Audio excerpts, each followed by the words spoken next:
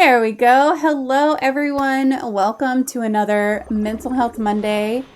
Welcome to another Mental Health Monday here on Even Tacos Fall Apart. I am really excited for our conversation tonight. We're going to be talking about music and mental health. And I do have a question queue open. If you are here and you would like to ask a question, feel free to pop that into the chat. We'll make sure to address it while we are here live. But today I am joined by Justin Paul, who is an international DJ, record producer, and educator who has performed over 1,500 times around the world. He has shared music at major festivals like Burning Man, Hangout, and Puckle Pop. I'm not sure how to say Hookle, Puckle Pop. hookle pop. Yeah, Puckle Pop. yeah. I said it wrong twice, but that's okay. As well as intimate events and cultural spaces. Justin is a founding member of the Philadelphia Experiment Artist Collective and teaches courses at UCLA that bridge the global music industry with higher education.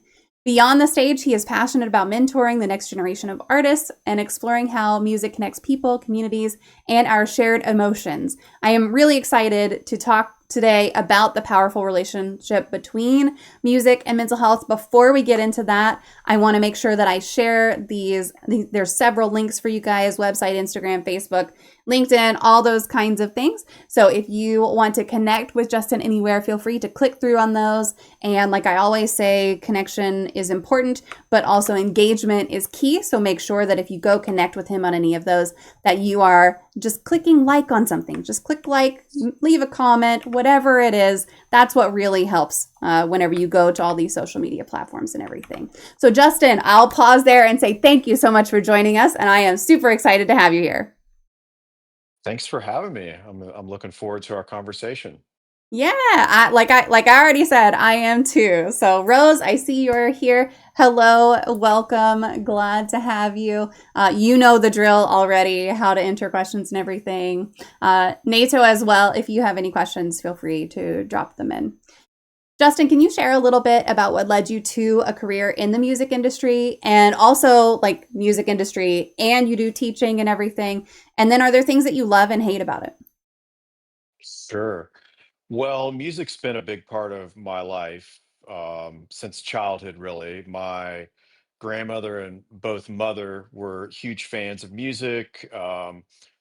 They both had an awesome vinyl record collection, and I used to help my grandmother make mixtapes for our road trips.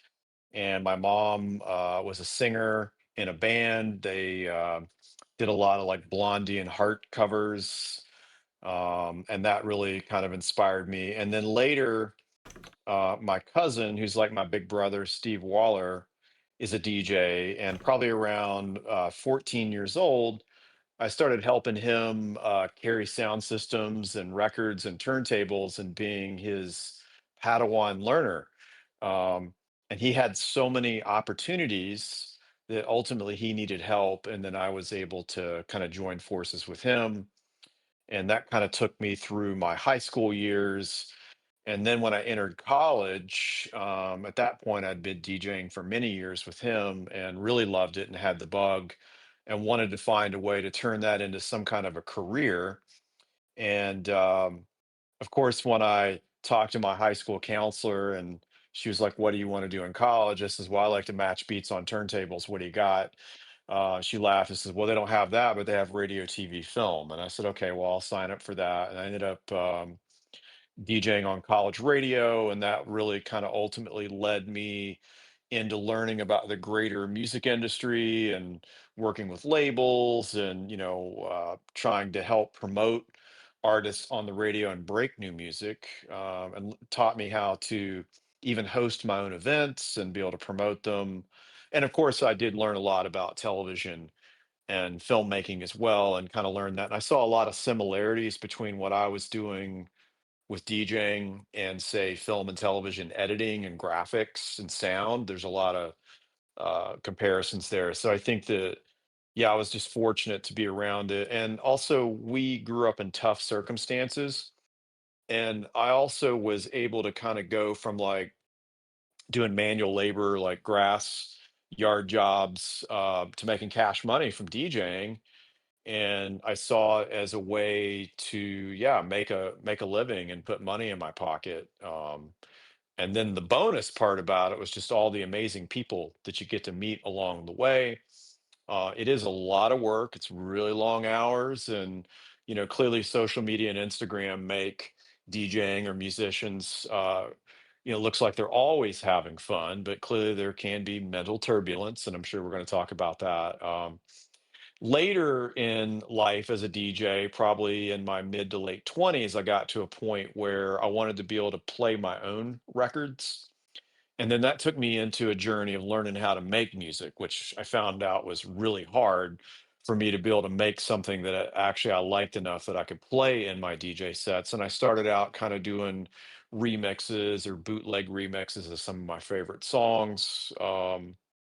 Later, my journey took me to Chicago, and then I ended up in Philadelphia, where I met some really talented, world class DJs and record producers. A gentleman by the name of King Britt, that's his real name, King James Britt.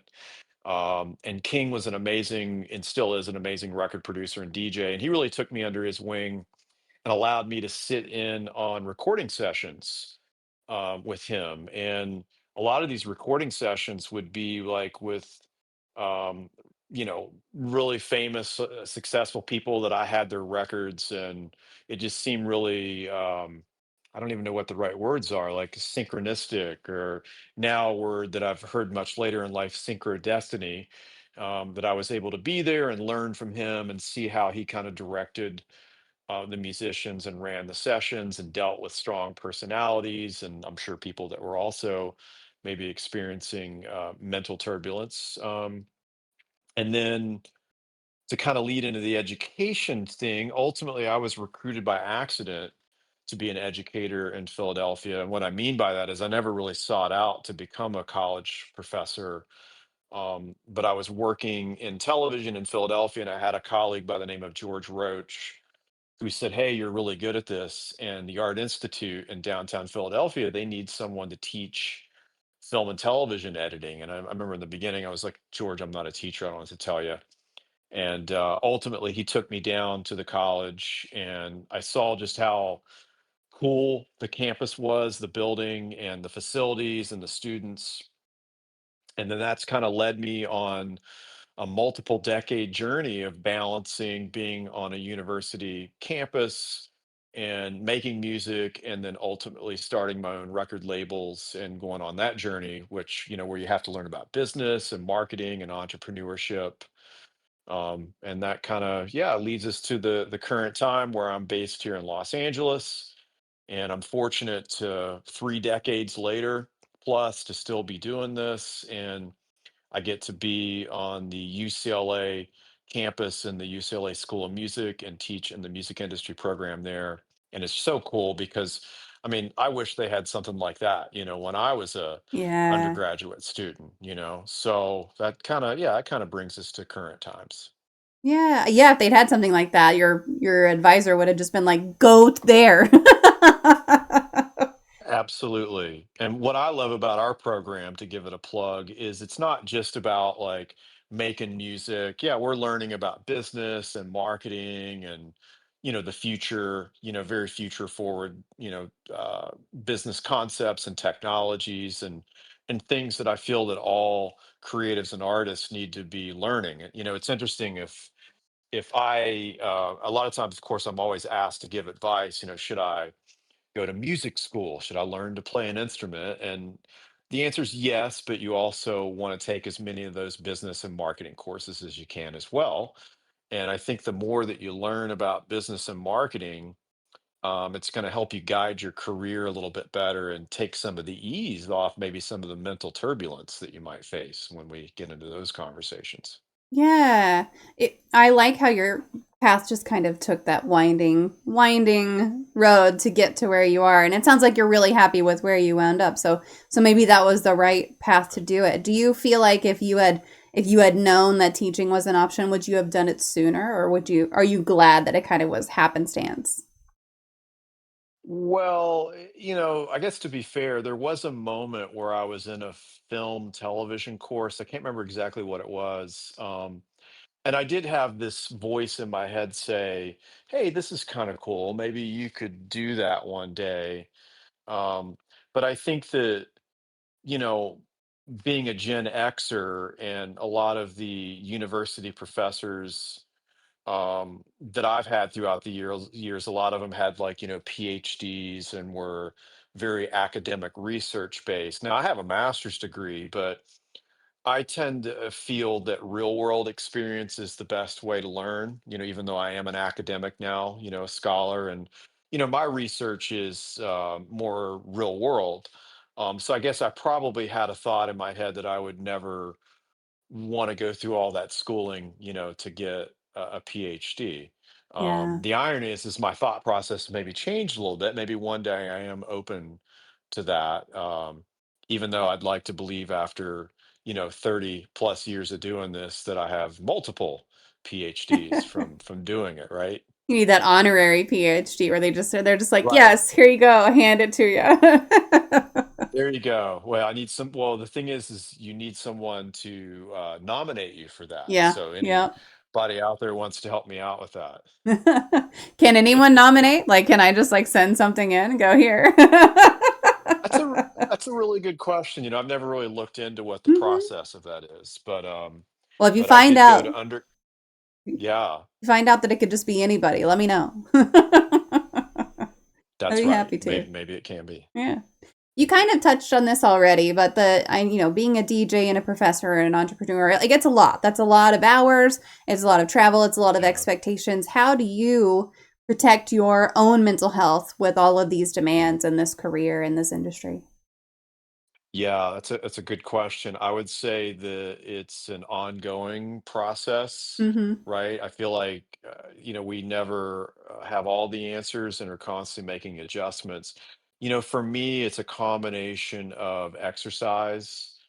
Going on a good walk sometimes is the best therapist for me. Walking up steep hills or hiking,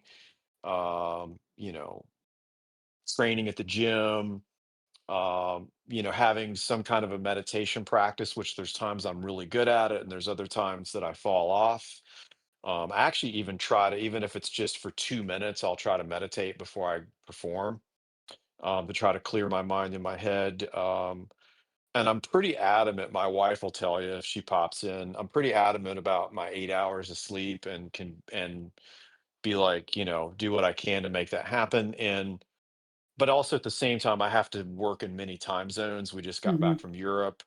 Um, and I'm getting ready to head back east to Philadelphia to play a show this weekend. So the other thing that I found that really helps me is taking naps, you know, even if it's a 15-minute nap, I probably prefer an hour. But I find that my mood improves after a nap. If I'm feeling a certain way, if I'm experiencing mental turbulence, a nap does wonders for me. Um, Yeah. yeah, so I guess that would be my trifecta: exercise, meditation, and naps. Yeah. Hey, I love a good nap. And my kids know I get headaches sometimes, and if I don't like take care of it right away, it'll turn into a migraine. So sometimes I'll just be like, "Hey, I need like 20 minutes. I'm closing my door. If you need something, come in here." But they're both really good. Fortunately, they're older and 11 and 18, and the 18-year-old just went off to college, but my 11-year-old, I guess fortunately, unfortunately, also gets headaches, so he knows Mm, what that feels like. And so they're both very good about, okay, we're going to stay quiet out here. If we need mom, she's right there. But I'm very protective of my naps whenever I need them. So oh, for absolutely. sure understand that. And speaking of mental health, Rose, I just want to pause here and acknowledge your comment in the chat about your trauma anniversary coming up soon. And you said that Mm, it's eating you up, and that's something that is it can be incredibly difficult to deal with. And I just want to say that I hear you and I see you, and I hope that everything goes as well as it possibly can around something like that. So much love to you right now. Do you have a true crime story that fascinates you? hmm. That's interesting. In one of I've had like some kind of corporate leadership roles in music and audio, and I was working for an in-flight entertainment company. It's a division of WPP out of London. It's called Spafax. And part of our job was to license podcast content. And a lot of it was like kind of true crime type content. And one of the companies that we worked with was Wondery Yeah. Podcasts, Hmm. who I think that Amazon now owns. But Jen Sargent was somebody who was the CEO of Wondery, and she turned me on to kind of their catalog, if you will, of true crime podcasts. Now, this has been a few years ago, pre-pandemic, but I remember there was the I wouldn't necessarily say it's my favorite, but I thought it was a pretty fascinating story, the Dirty John Mm. series. And I'm trying to remember some other ones. There was can't remember the name of it, but yeah, there was a few from Wondery that I was listening to. Um because part of it was my job. We had to do what was called a content review, our team, to kind of review the dialogue and request any edits if we felt that something could be offensive on there for content that was on board an Mm. airline fleet. Um, but I do remember, as I was listening to that with my team doing a content review, that I thought it was a pretty interesting story. So there's one for you. Yeah. It's, I imagine you have to be really careful what you're allowed to show on flights too. Like that's probably a more rigorous screening than Yeah. a lot of other industries would be because you're in, this kind of situation where you don't get to know your audience necessarily. It's just whoever's on the flight. And also, flying is kind of a high stress situation already. You don't want to aggravate that for Yeah. anybody. So, yeah, that's That's really right. that's Yeah. really interesting. Yeah, it can be. And I didn't realize until I had that role, the content review, that all the music podcasts and movies and TV shows, sometimes, of course, they have to edit out any plane Hmm. crashes or Yeah, anything, air turbulence or other things in those that could, yeah, cause people stress for yeah. sure. You're gonna see the show Yellow Jackets on there. That's for sure. Probably not. I yeah. I've Good music, good, Oh, good great. music, cure, good, yeah, music supervision licensing for that episode, for that show. Good. What Yeah. was that? 90s? Yeah, It was a it place was set all in the the 90s. 90s music and everything. I watched it with my oldest. We're caught up now. And just about every episode I would wind up singing along to something and he was like, "God, mom, you're so old." Like, yeah, okay, calm down. Oh, great music though. I mean, Yeah, and it just feels to us like, I don't, at least for speaking for myself, not that long ago. It's kind of, yes. yeah, Very much. Very much not that for long sure. ago. I don't feel as old as I am, that's for sure. And it's one of those like, what do you mean old? And he has like a Nirvana shirt. I see Right. lots of people with Nirvana shirts and all this stuff and I'm like, okay, so come on.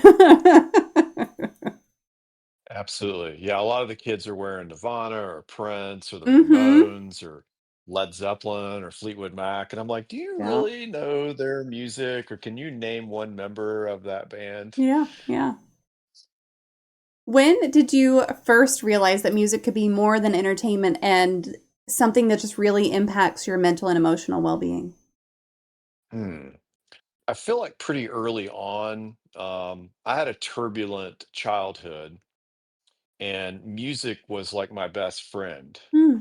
and my escape. So I felt like, yeah, when there was, um, trauma or weirdness, I would say, that was going on, I would be able to go into my room and play records and escape through music.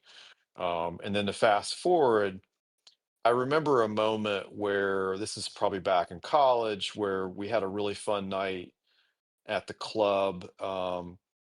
And I had a couple people come up to me at the end, and they were like, "Thank you so much. That was really awesome. I just had a really traumatic week, and I was really just kind of able to dance it off, um, and lose myself kind of on the dance floor and leave all my problems behind." Which, it's interesting because that could be lyrical themes, that are used in music. And I think it was that point that I really was like, huh, That's interesting. And then I started to have conversations with other DJs. And then there kind of became this common thread that, yeah, a lot of people came to dance to escape, to dance their problems away. Something that my wife likes to try to get me to do in the morning is to, if we wake up and we're not feeling that great, or if there's something on our mind, is to, to dance it off.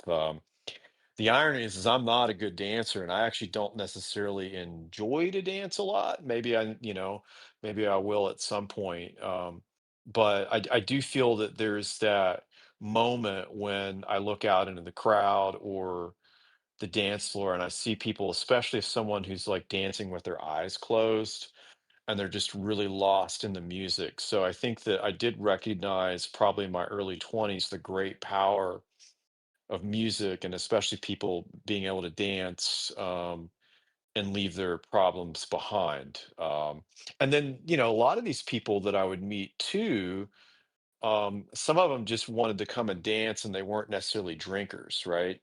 Which I think a lot of people probably associate like clubbing or, rave culture or other things like that with taking things or drinking their problems away. But there Mm. are a lot of people who just, are able to come and put themselves in a better place mentally, right?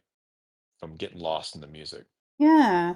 There's studies and whole books written on this, but a lot of folks will find that dancing and especially moving like your hips and different parts of your body and everything can really release a lot of things that you're holding on to, and it can be really cathartic for some folks.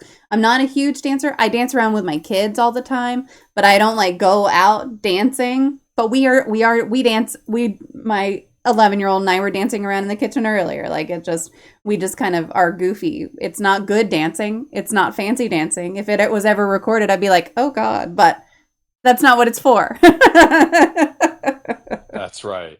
Yeah, I'm a good, this is my dance floor, go with Yeah. this one. Or, Yeah, um, absolutely.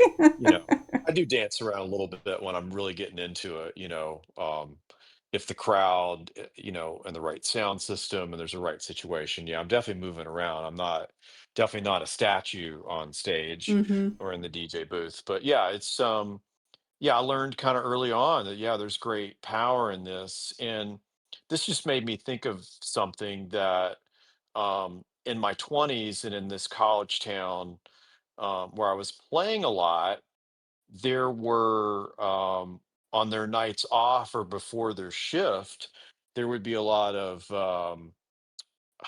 uh, girls, that danced in strip clubs and stuff would come, Hmm. and they would do that to kind of cleanse themselves of the weird energy that they might Yeah. experience that night or had just experienced. And there were some really interesting conversations that I would have with them as well, Hmm. about their profession and why they were doing it and why they were at our club night trying to dance off that weird energy as well too. Yeah, dancing for themselves instead of dancing for others and kind That's of right. getting Yeah. that reset, especially if dancing is something they enjoy and not just something they're doing to make money. If they really enjoy it, That's kind of yeah. taking that ownership back. I could see that definitely being a big part of their own self-care and their own rituals that they need.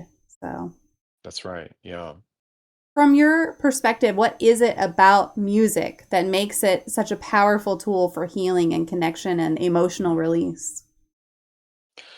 Well, I think there's like clearly the emotional part about it. Music um, can trigger certain emotions, maybe good and bad. And then it's interesting, as part of my graduate studies, I started to really study the science of frequencies that Mm, are used, even though I was already well aware that dance music, in particular, underground house and techno music, can be very healing. But what I started to learn through my research is that there were certain frequency bands, particularly 40 hertz, which is not necessarily something that you hear, but you can feel. You can see this big subwoofer sitting here. So typically, you need a large speaker or a subwoofer that can move a lot of air. Mm. But through my graduate studies and a bit of my research, I found that 40 hertz frequency, which is typically where the sub bass or the kick drum would be for house or techno music, um, can in some ways stop and even reverse certain mental ailments, Oh, wow. dementia.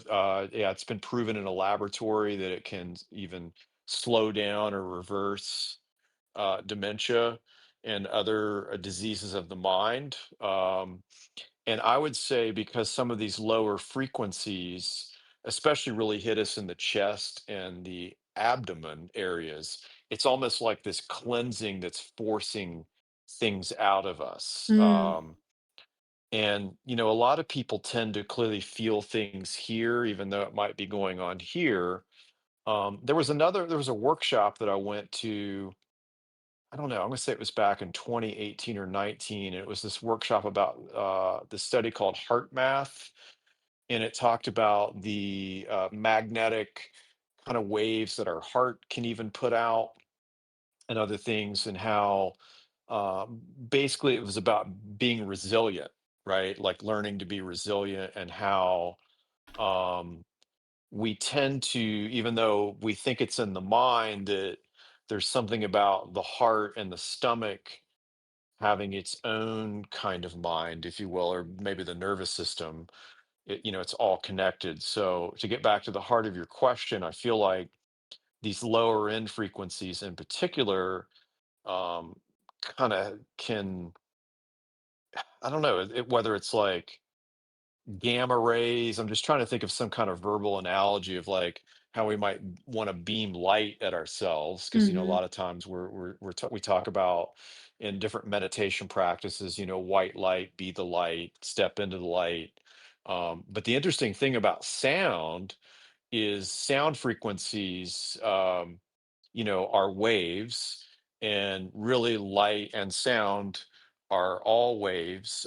Different lights are wave frequencies. So I think there's definitely some legitimate science behind certain sound frequencies, which then would be in music, that can heal us. Clearly, I have a lot more research to go, and your listeners can actually do some research on this. You could clearly, throw it in your favorite search engine, or you could even have a conversation with AI about it. And so when I started doing this research, I found that there are certain frequencies. I'd have to call up my research to share them with you, that certain frequency bands and even chanting and other things that exist, that throughout the millennia have been used by different cultures, even long before we had, house and techno music, to be able to utilize as a way to heal the mind, or temporarily remove those type of thoughts from us, right? I'm not sure where I heard it or I read it, but there was, maybe it was Dr. Wayne Dyer in one of his talks. He talked about the disagreeable roommate that's in our head, that sometimes that says something that is not helpful to us, or that dialogue that can go on in our head. And what I find interesting about music and certain sound frequencies is that can kind of keep that voice silent, at least for a while. Yeah, I tried just like looking up real quick who has talked about that disagreeable roommate, because I know I've heard something similar to that as well. I'm not getting anything immediately, but I'm sure I'll find it later whenever I go back and look for it.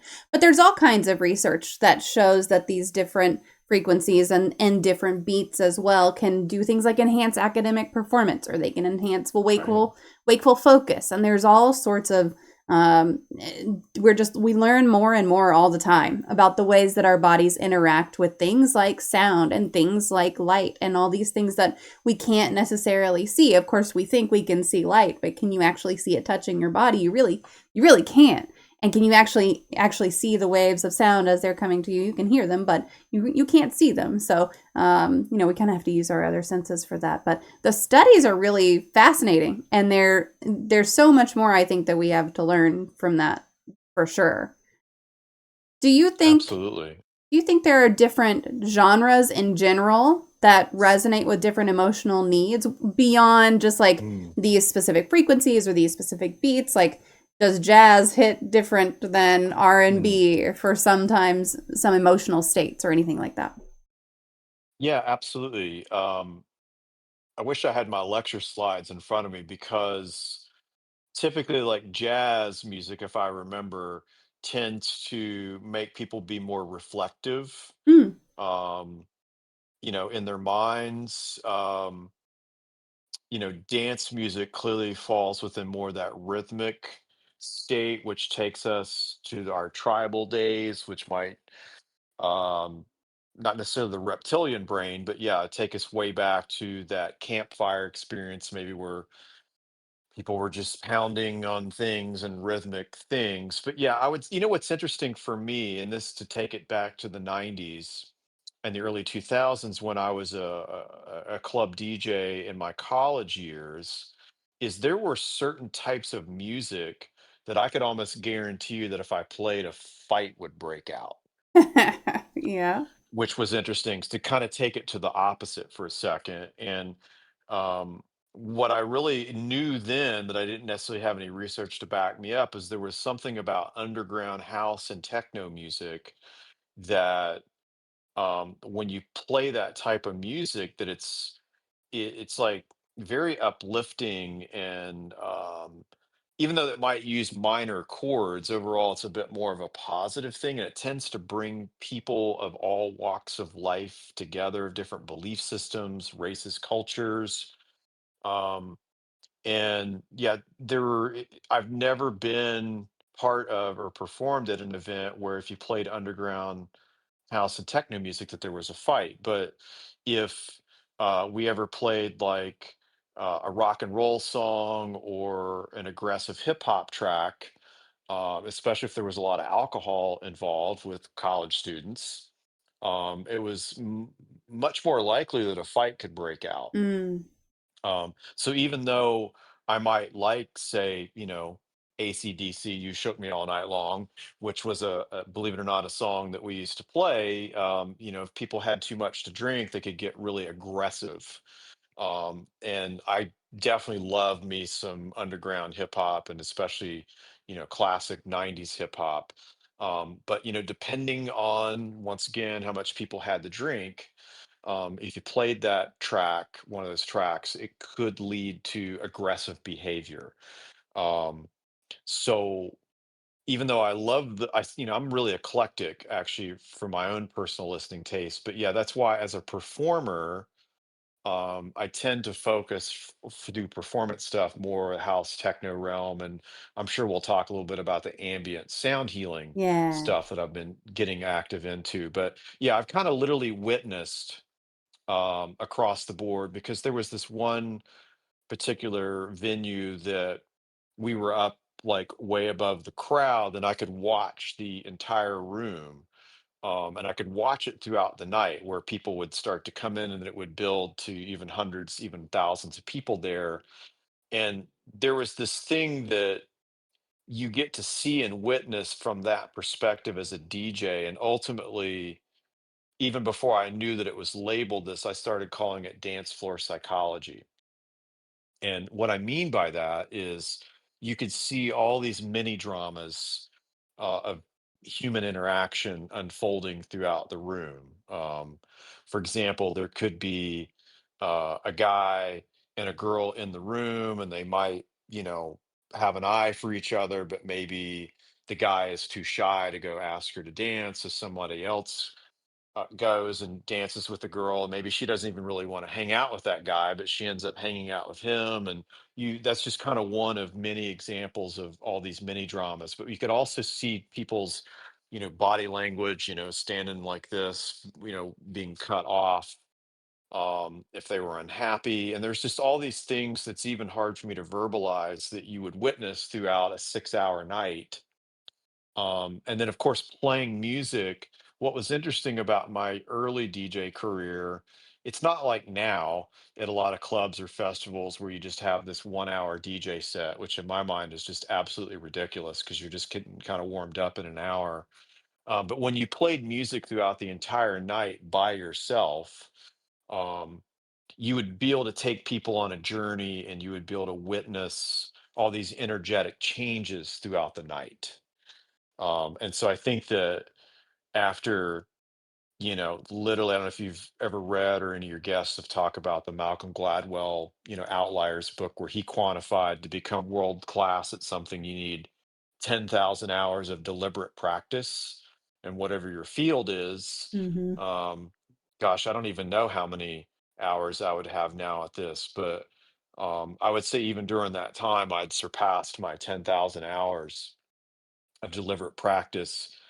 And when you're doing that, you're able to witness, see, and experience and feel things that can't really be taught in a Mm. classroom. Like there's a course that I helped create at UCLA. It's called the DJ as Performer. And I have lectures about what I call dance floor psychology, reading the energy in the room, trying to read people's body languages, feel and read their emotions, and let that help drive the music selections that you make instead of curating a playlist and sticking to it.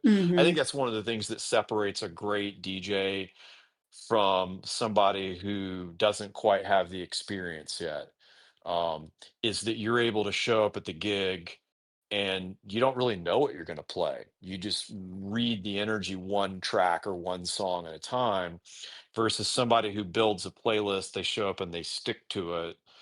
Because the thing is when you do that, I'm sitting here in my studio, maybe making a playlist, but when I show up to play the gig, the energy is going to be very different in the Yeah. room. Just kind of using that as an example. So that's kind of a long-winded way of saying that ultimately DJs and musicians have great power, whether they know it or not. And I'm very keen and well aware of the emotional power that music can wield upon the audience. So I always do the best that I can to leave people better than I found them, if that makes any Oh, sense. I love that. Yeah, that's really great. When you were talking about the fights breaking out and everything, it made me think of that one classical piece that like caused a riot whenever it was first performed. I can never, I brought this up probably at like 5 times throughout the course of this show, and I can never remember the name of it. But there is a musical piece, it's a classical piece, and when it was first played, there were people like screaming in the audience, and you think now like, oh, it must have been really weird, and you go listen to it and you're like, no, that's not weird. But at the time it was something that was different, and I guess it just touched everyone's emotions in a weird way that night. Yeah, I'm gonna have to look that up. I feel like I should know that, but I've not heard of Yeah, this. and I wish, is it the spring riot classical I don't even know how to search for it. I just, man. Oh, Rite of Spring. Oh my gosh, yes. Rite of There you Spring. go. Okay.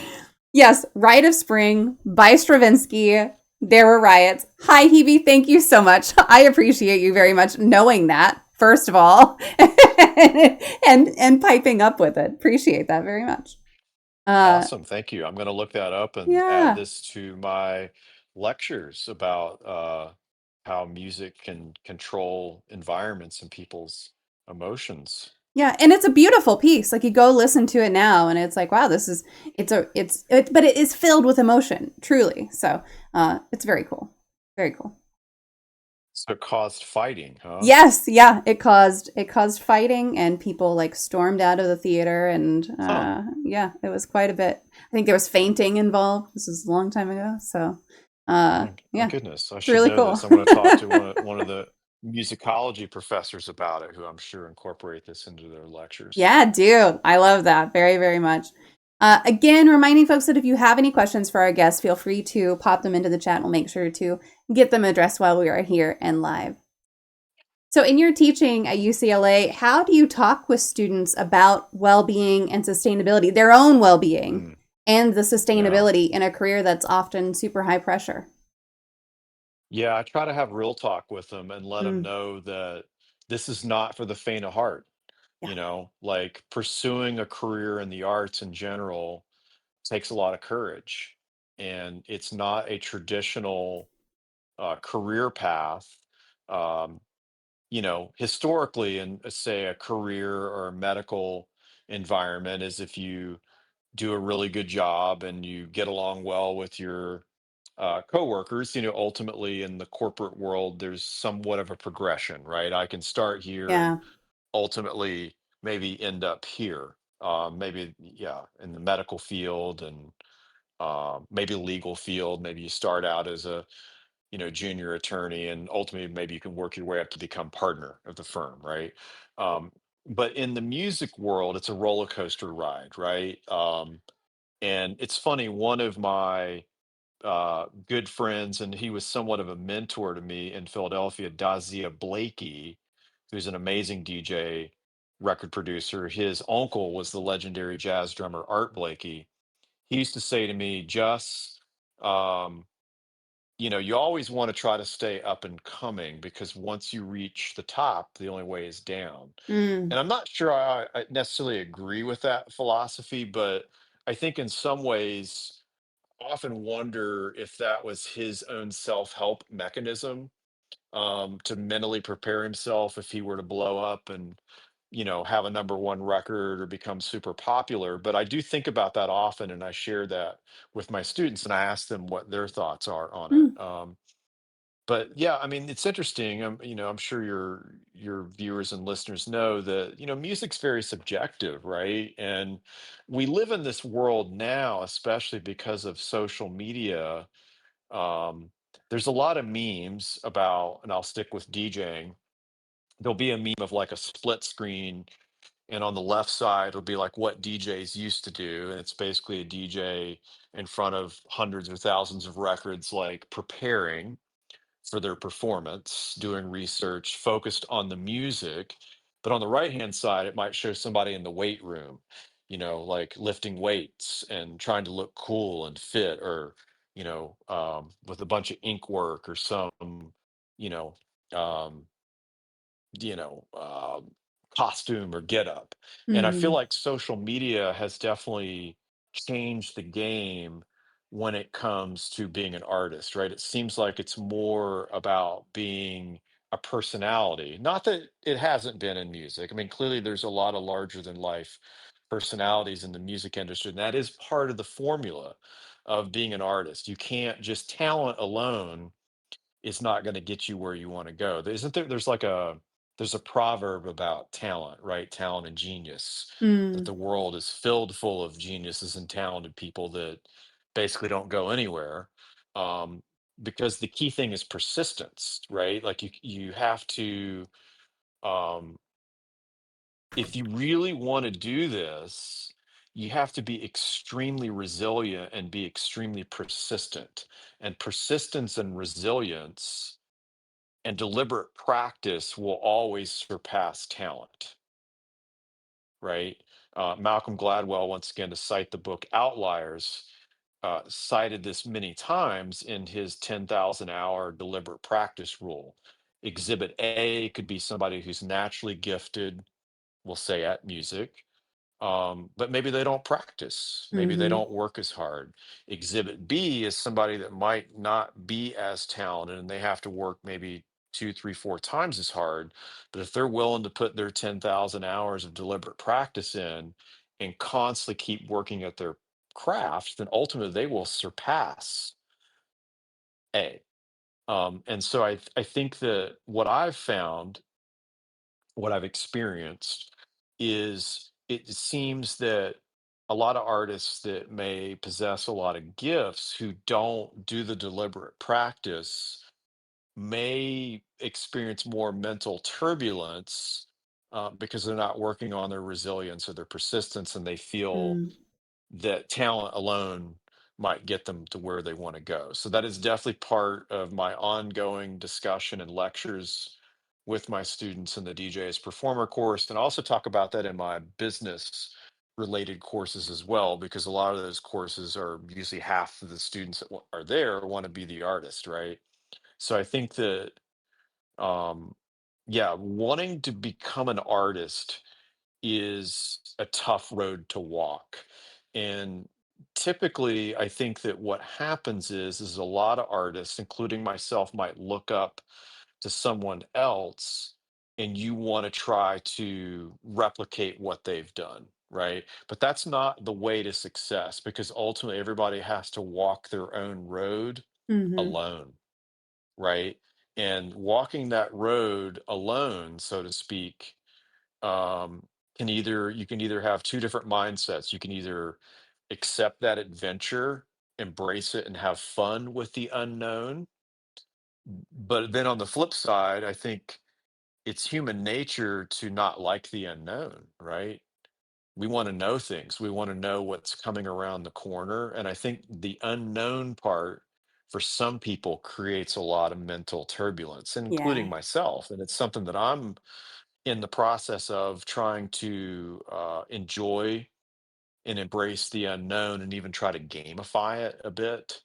Um, when my wife and I aren't religious per se, I would say we're probably more spiritual. But one of the things that we say when we're, I guess, giving grace at a meal is we say something to the effect of "Thank you for all the amazing things that are going to happen in our lives that we don't even know about yet."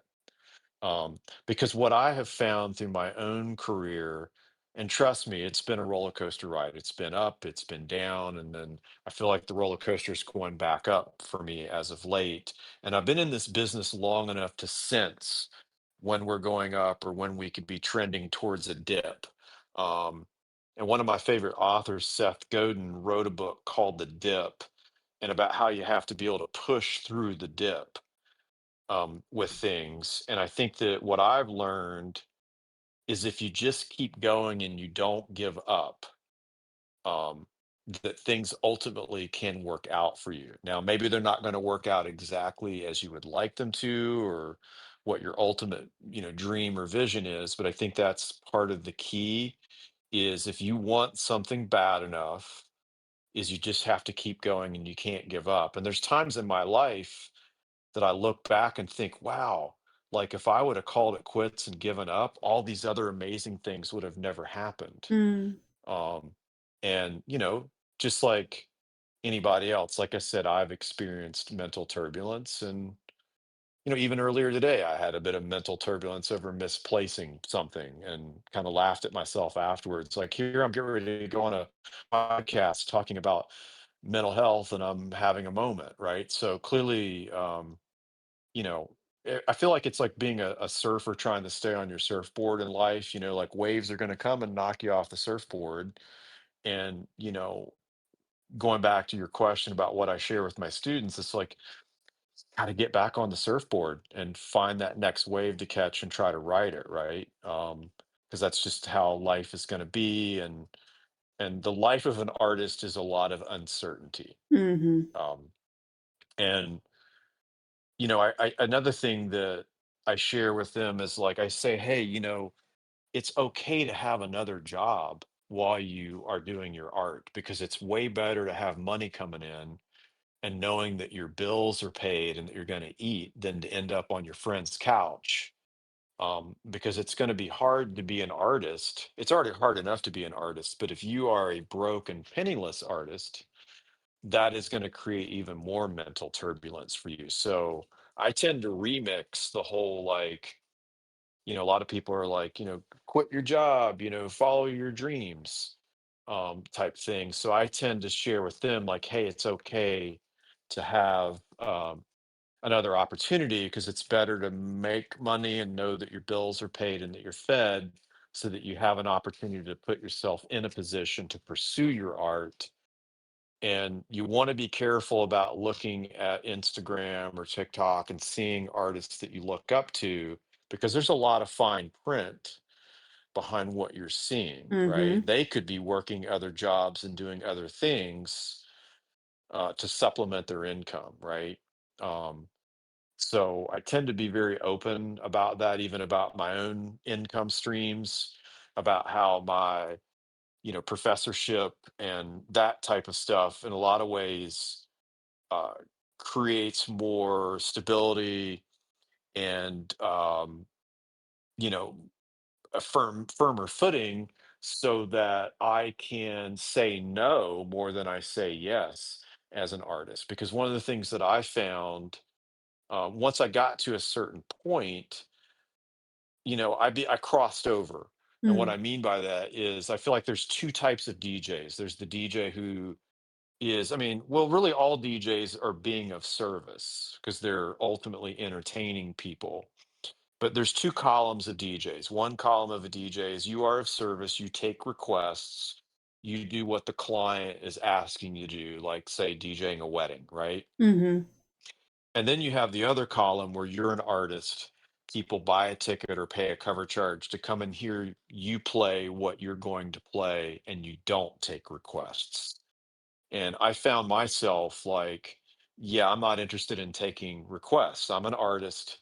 I want to curate an experience um, for people, and they hopefully know what they're getting into. Yeah. Um, because I found that if I was going to only DJ and I didn't have a number one record on the charts, that I might have to accept gigs to pay my mortgage that I don't want to play. And I'm not a good actor, right? I'm not good at being behind the equipment and faking a smile and playing music that I don't like.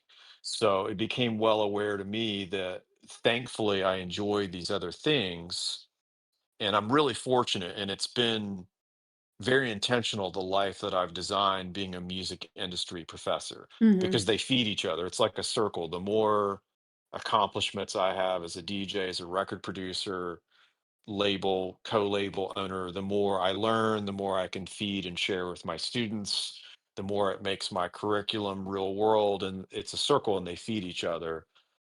So I know that I'm very fortunate to be in that position now, but it definitely took me a while to get there and to figure out that right formula and mix for me. Yeah.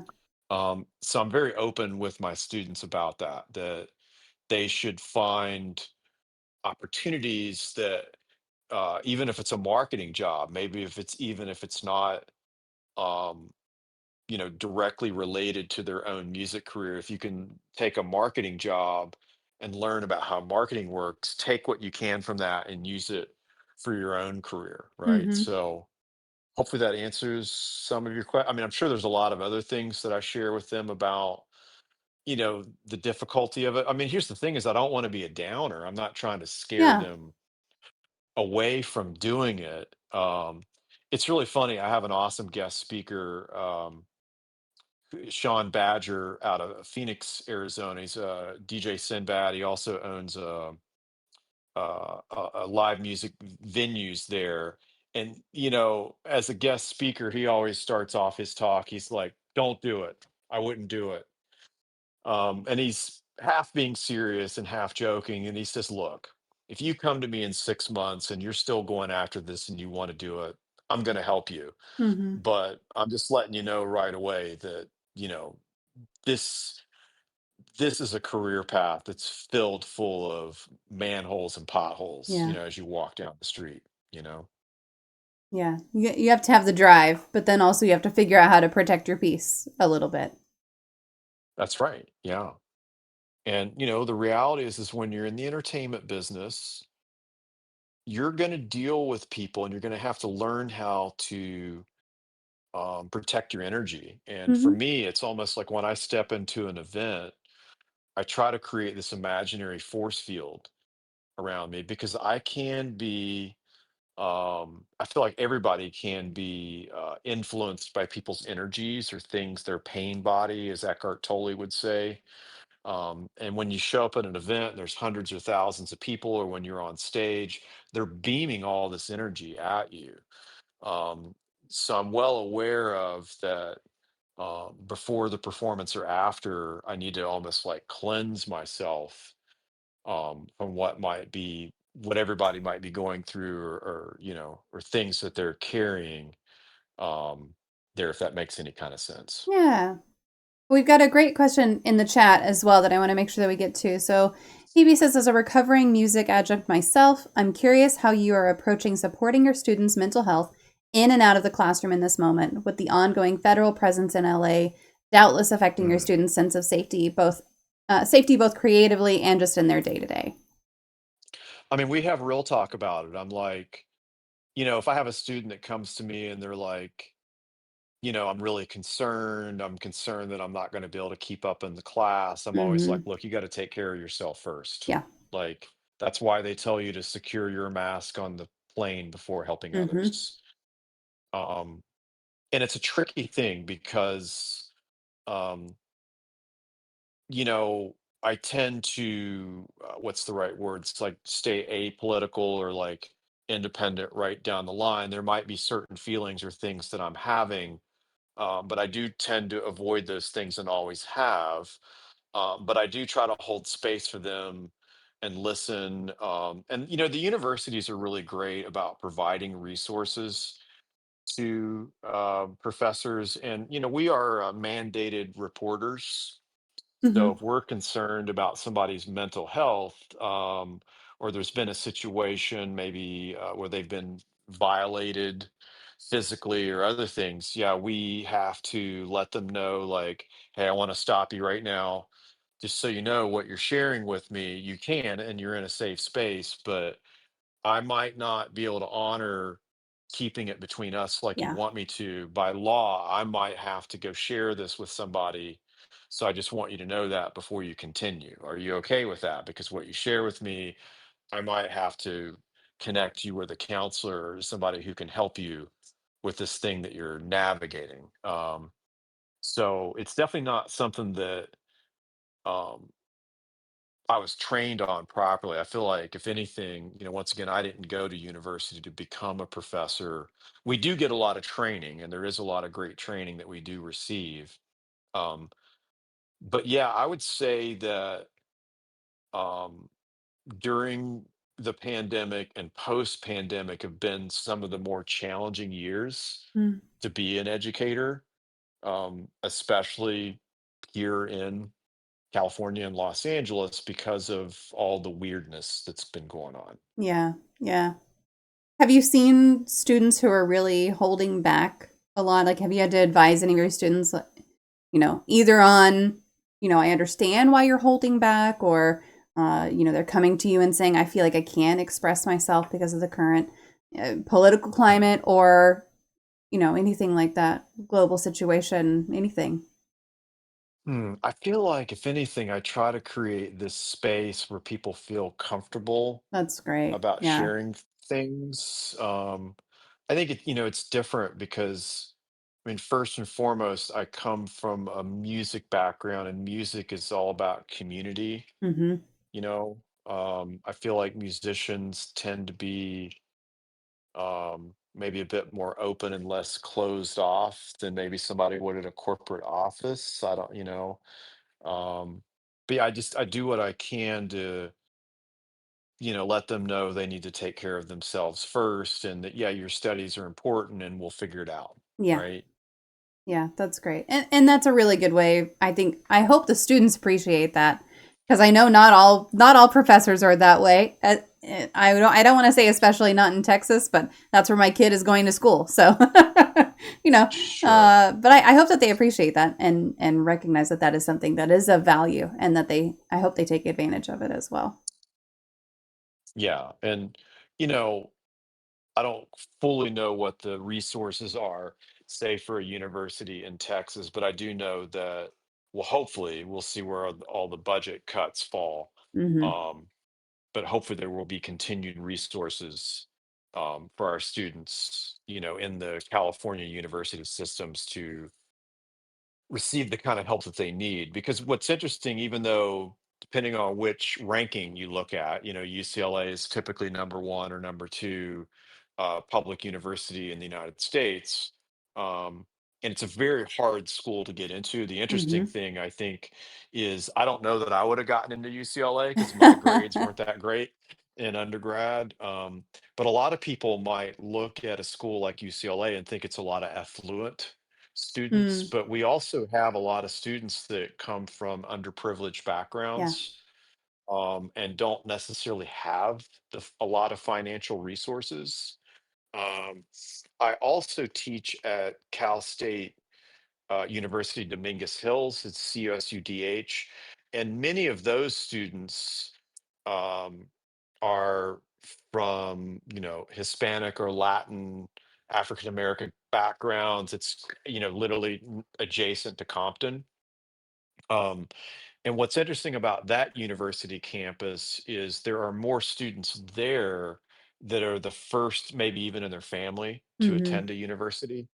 Um, so I feel like I've probably been a little bit more concerned for some of them, like if their parents, don't have their paperwork in order. Or Yeah. the crazy thing is they might, and they still could get swept up, in a raid right now. So I Yeah. feel like those particular students are maybe a little bit more on edge, if you will. But yeah, it's really disappointing to see how I feel like higher education is under attack right now. And I'm really hoping that, as my mom used to say, this too shall pass, right? And I'm hoping that's going to be the case, Yeah. Let's get because it's past. making it, it's definitely making it more difficult for the students to learn, and Mm-hmm. it's making it more difficult for the professors to do their job. Yeah.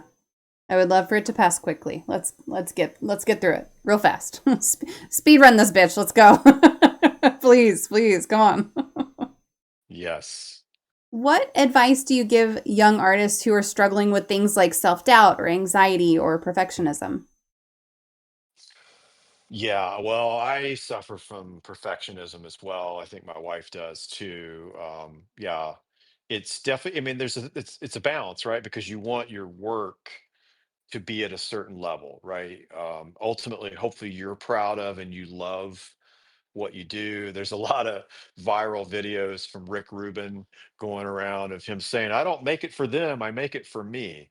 Um, and there is some truth to that. I mean, I think he's in a unique position to be able to say that with all his success. But I would say, to lean into the positive side of what he's saying is, yeah, ultimately I think you want to make yourself happy, you want to be proud.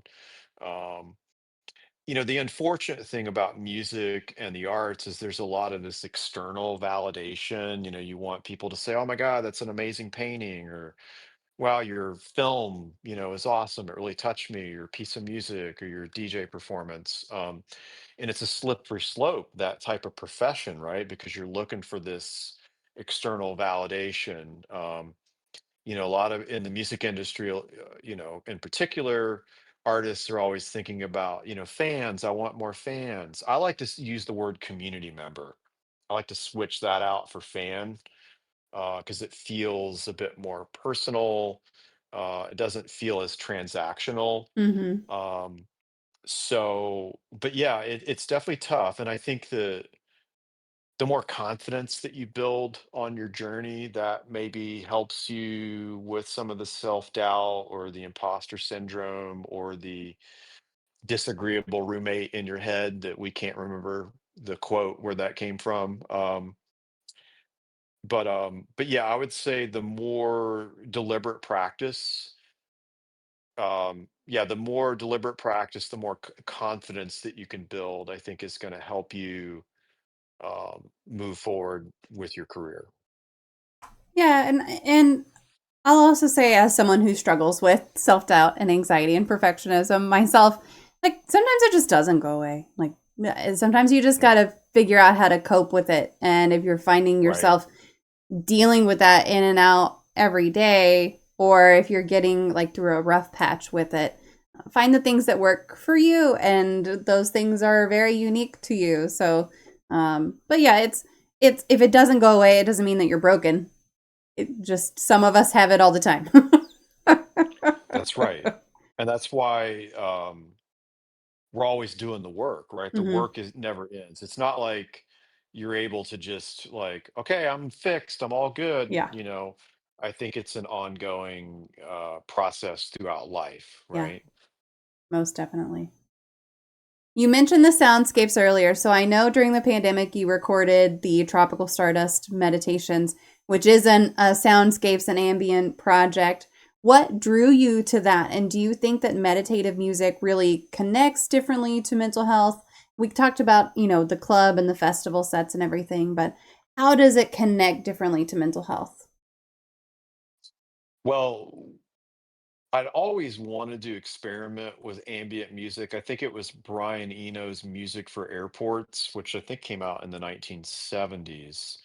And there were other ambient things that I had listened to um, in experimental music. And so when we got to the pandemic, clearly there was a lot of weirdness going on, especially in the big city.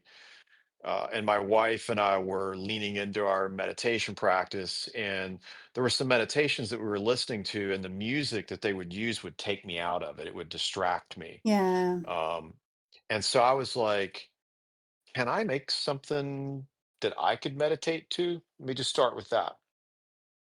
Um, and I had this vision one day during a meditation with having monkey brain, like we tend to do during meditations. But I had this vision of the sun rise and the sunset, and I love the sun. It's a very powerful thing for me. It's one of my favorite things about California is watching the sunset on the ocean with the mountains. Mm-hmm. Um, and I just sat down in my studio and just started like calling up different sounds, instruments through a keyboard, and pushing chords. And then I just kind of accidentally landed on this chord and was like, whoa, what is that?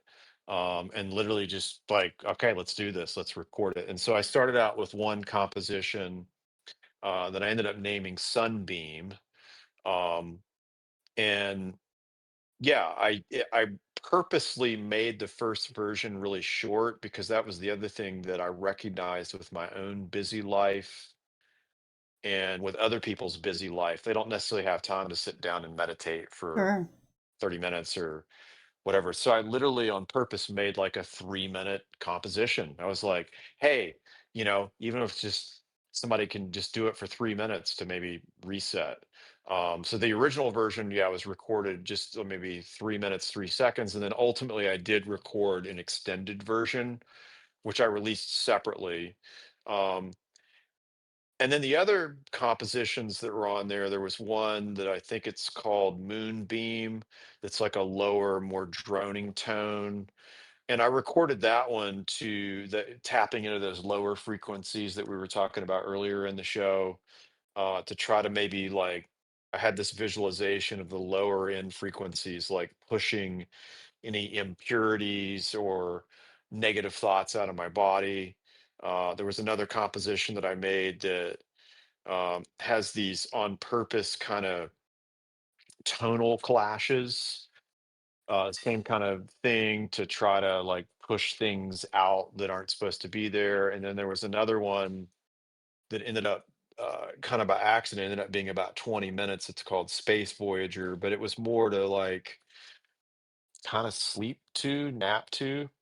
Um, but yeah, it just all really happened by accident because I feel like, most of my production career has been focused on making music that people dance to. So I took an Mm-hmm. opportunity during some forced downtime to, yeah, record something that I normally wouldn't be able to do and not have to worry about any commercial concerns or success. And then what's interesting is kind of organically, I'd have different yoga teachers or meditation teachers reach out to me, be like, "Hey, it'd be cool if I use this in my class or my practice." I'm like, "Great, awesome, do it." Um, so that's yeah, kind of the backstory on that. And I've been wanting to make a follow up, and I've had some ideas. I've learned so much since I recorded that. I think in May of 2020.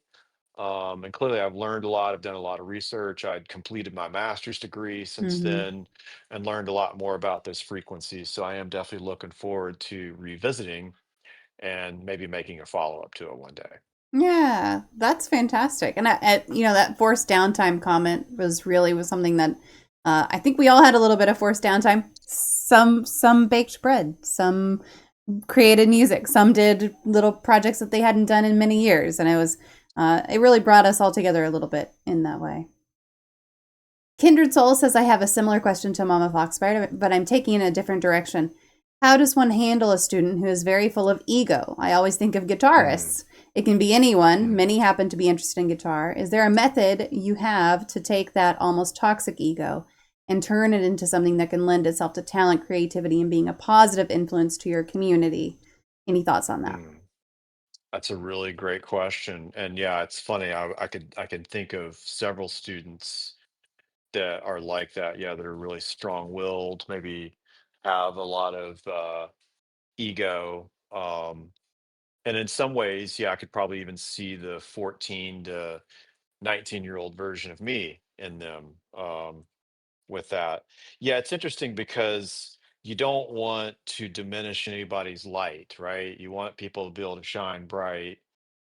And I typically feel that in that type of situation, it's probably more of a one-on-one conversation instead of confronting them in front of the group. But yeah, I typically try to talk to them one on one and maybe not directly say, hey, what's up with all the attitude and the ego. I tend to be like, just want to talk to them and lower their guard or their shield a little bit. Maybe let's just say about their guitar, their craft. It could be DJing. And I might be like, hey, look,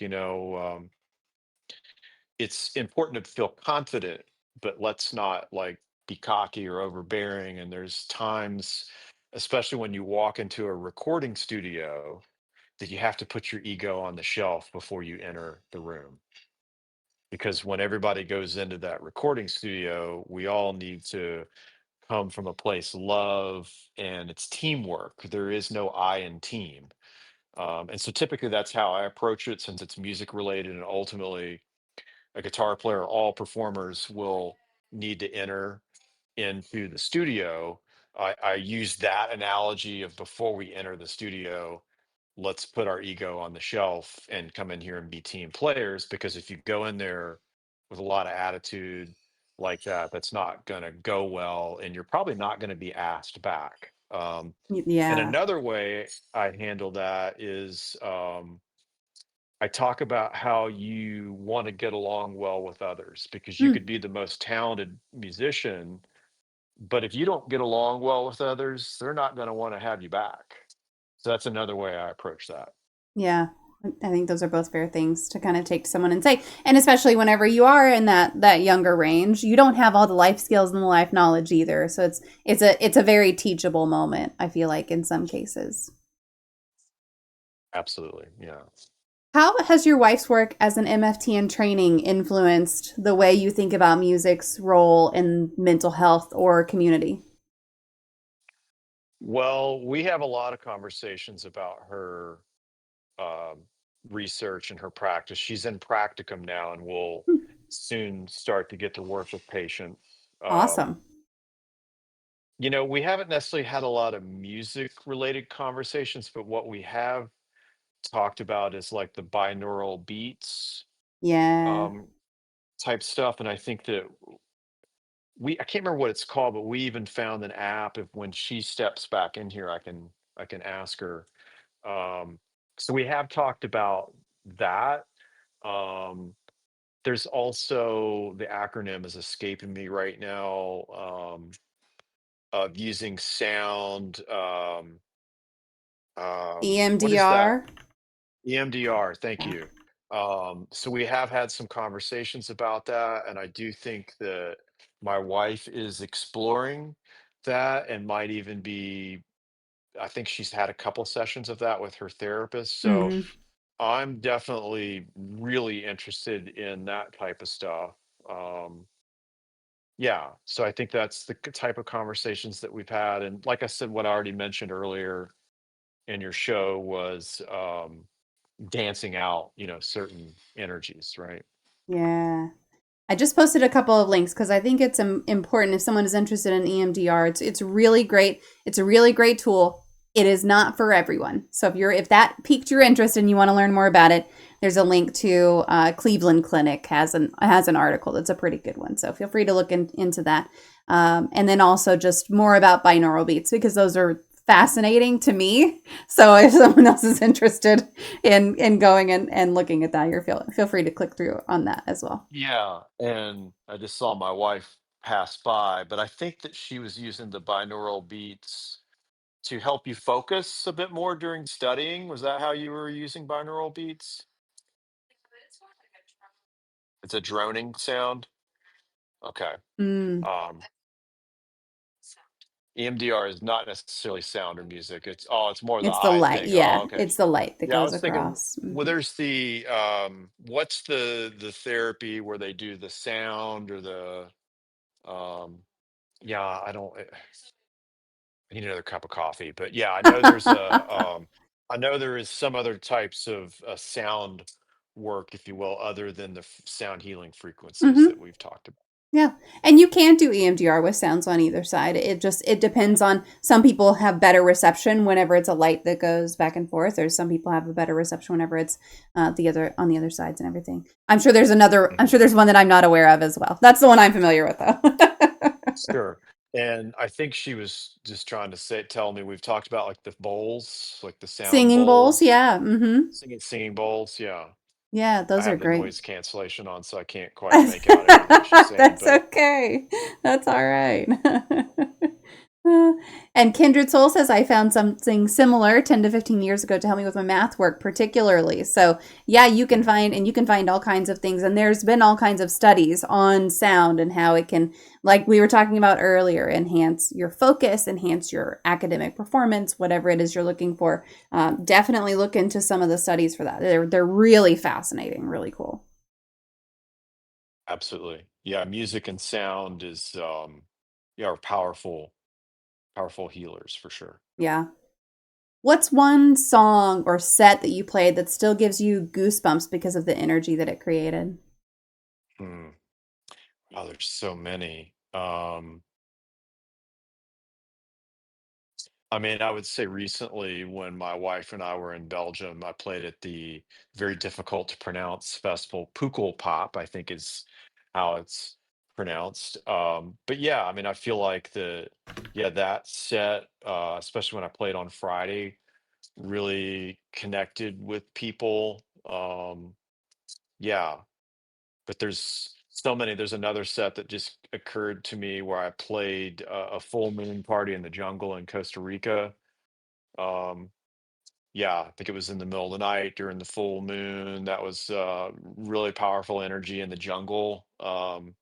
There's like, yeah, special energy about the forest and the jungle Mm-hmm. that's a bit different than clearly like you know, concrete, wood walls or whatever, the Mm-hmm. traditional venue versus nature. I tend to like playing in nature a lot. I love to play by a body of water, Mm. like pools. I think there's something powerful about water as well. And, when I have the opportunity, there's times even if I'm in the pool and I try to get a little meditation in that way because there's something about the water that tends, I feel like, to amplify Mm-hmm. things. I mean, water is a conductor of electricity, so why not be a conductor of our thoughts as well or energies? Yeah. Lots of studies around water and healing and all of that as well. And just the ability of your body to repair itself while you're just floating in water is enhanced. And it's that's another thing that fascinates me. That's interesting because the body can repair itself when it's floating in water. Yeah, and it's something about just it syncs your body up with the way that it wants to be and it puts it in the right state to then repair. So it's Hmm. like an hour of floating in a body of water and then that healing effect continues over the next like 24 or whatever however many hours it is. But it kind of helps your body like reset itself in some sort of science way that I don't quite understand because I'm not a scientist. I'm going to put that in my notes. I Yeah, like yeah, that. it's really that's also another really fascinating one. So Bite Mark sent this question ahead of time. She would like to know what is your favorite poem? You know, I don't know that I have a favorite poem, but I would say like song lyrics in some ways 100%. are are poetry. And I really um have been I guess I'm trying to find the right words. There's a lot of like mysticism and magic in the lyrics that Robert Plant wrote and a lot of the Led Zeppelin songs. I think that, and might people might think, oh, he's thinking about Stairway to Heaven, but actually, no. I think more about a lot of the lyrics that he wrote for Kashmir, Mm. um, and even songs from the album Houses of the Holy. There's a song, I think it's called Rain Song. But yeah, I tend to look at a lot of the lyrics that he wrote as poetry. I feel like there's a lot of other great songwriters, that tend to do that. Now, I do remember, I don't necessarily remember, I wouldn't say it'd be like a favorite poem, but it's kind of random. But when I lived in Philadelphia, I used to walk by the Edgar Allan Poe museum quite a bit. And I remember, what was his poem, The Crow or something like that? Oh, the Raven, Oh, oh, The Raven. Thank you. Nevermore. Yeah. The Crow. What a silly thing. But yeah, The Raven. But I don't really remember what it was about. But I do remember having to read a lot of Mhm. poetry um, in junior high and high school. But I was probably more um, gravitated more towards song lyrics. Yeah. If you do want to refamiliarize yourself with The Raven by Edgar Allan Poe, I highly recommend the Simpsons episode where Okay. Bart is the Raven. It's, Okay. and they are actually true to the poem. So like it's educational at the same time. I have no qualms about recommending it. But it's hilarious. It's done in a very funny way. But yeah, Robert Plant is just so good. There's a documentary right now that my mom keeps recommending that I watch, and I haven't watched it, and I don't remember the name of it now. Sorry, mom. I'll have to look that one back up. But there's a documentary. I think it's on Netflix right now that Yeah, includes Led Zeppelin. yeah. Uh, Yeah, I think it's called Becoming Led Zeppelin. I Becoming just Led Zeppelin. watched it. Yeah. Oh, is it good? Yeah. Yeah, it Okay. was All really right. good. All right. Yeah. Good. Not that I need. Again, sorry, mom. I take your recommendation absolutely, of course, 100%. Uh, I was just curious if someone else thought that it was as well. Yeah, that's definitely on my want to watch list, but I haven't watched it yet. So we are coming up on our last couple of questions. If anyone here has any questions they want to make sure to ask, feel free to pop those into the chat. But our last couple here are: what is your favorite life hack? Hmm. Favorite life hack. I would say that it took me several years to learn the types of foods that my body responds better to for carrying energy Mm, and not crashing because I have insanely long days. So I would say that that is a life hack that, maybe in the last, I don't know, decade that I've learned. yeah, just figuring out what your body responds to best. Absolutely. Right. Yeah. And then that means that it is time for our magic moment. So if you could take a magic wand and wave it and eliminate one common opinion or misconception or theory Hmm. surrounding mental illness, disabilities, or talking about mental health, what would it be? Hmm. That I guess that you can just get over whatever it is that's bothering you instantly. I think it's a lifelong process, right? I think Mm-hmm. that a lot of people who maybe don't understand and can't completely empathize, and that might be me as well as someone who's experienced a certain level of trauma. I feel that a lot of people are like, "Oh, just get over it, rub some dirt on it, get back in the game." But I don't think it works that way. I think it's a lifelong, work.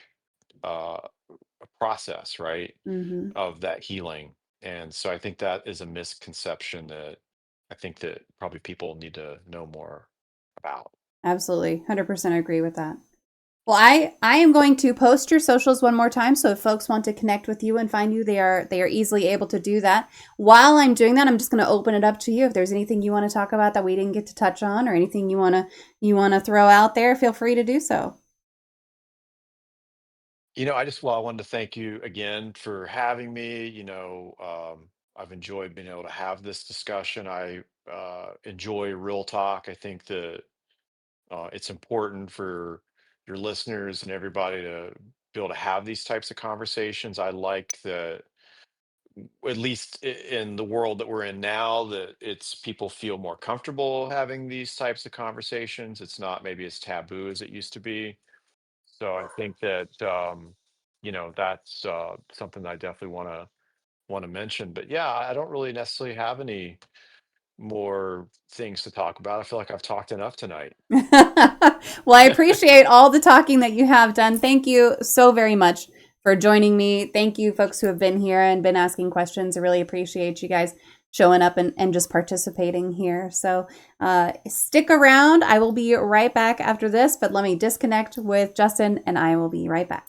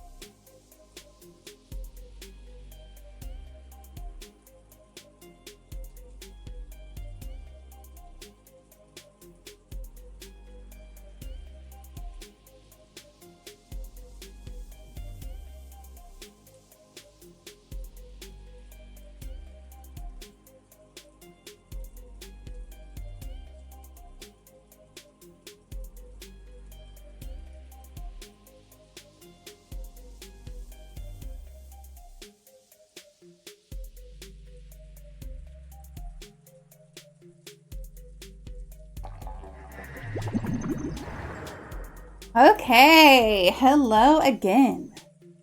All right. Why is that like that? What's happening there? Let me just hippity poppity. Boo. Oh, I didn't have to adjust my camera. I don't know what's going on with this puzzle. Turn this down a little bit. I don't know what's going on with this puzzle and why it's not going. Kitty cat. Oh, now it's going. Okay, fine. Well, whatever. If y'all want to work on the puzzle, it's there for you. I'm going to play something. What am I going to play?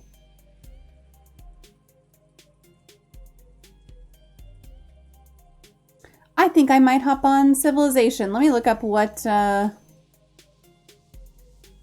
my next achievement is. I finished all the Black Death achievements. So now I have to do... I don't have to do jack shit. But my next achievement is going to be another one of the Gathering Storms one. So... see which one it is. It is going to be...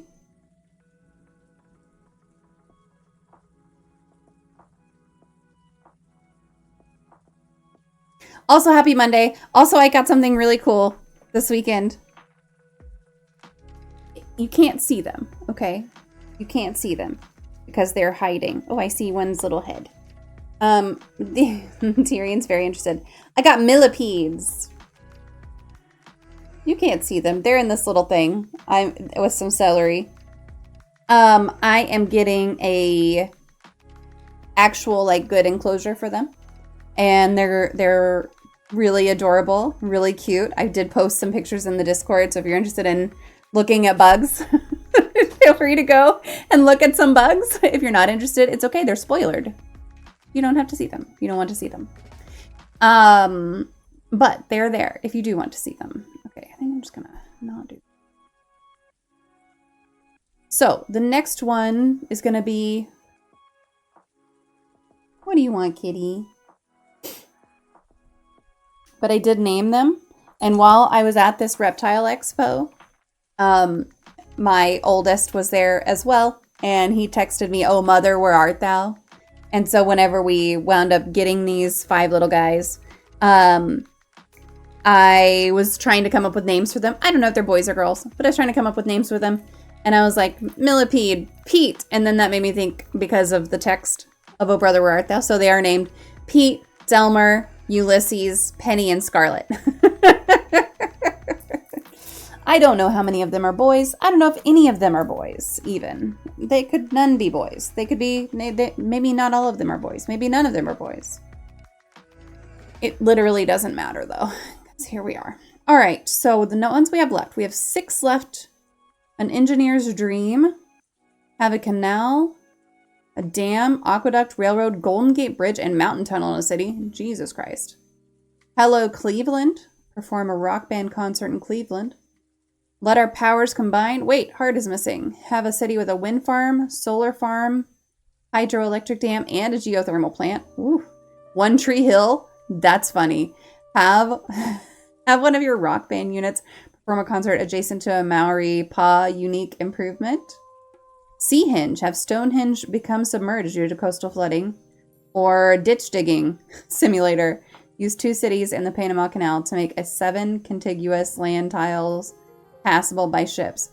Jesus. Okay, so let's see which one of those is going to be maybe easiest to get.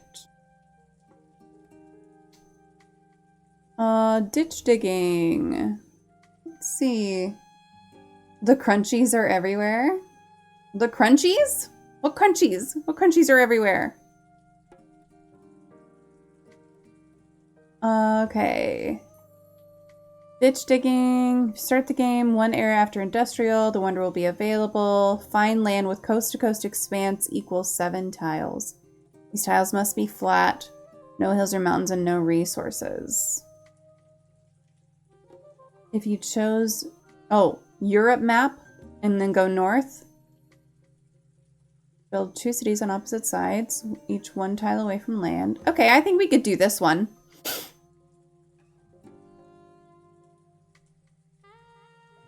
Okay, I think we can do this one. Let's do ditch digging simulator.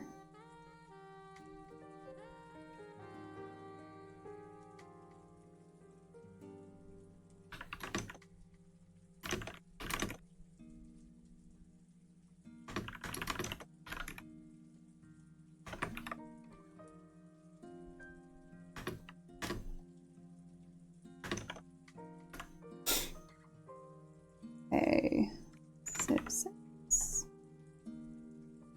That should update there. I honestly think I'm not gonna bother with YouTube and Kick right now.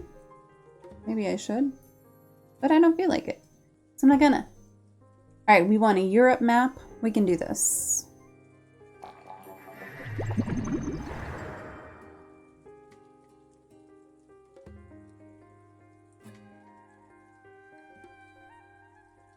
But I certainly hope everyone is having a lovely Monday.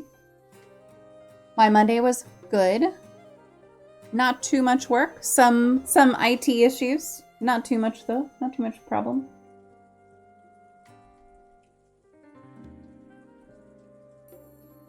Got a pimple, and I know I used concealer on, but now it's itchy.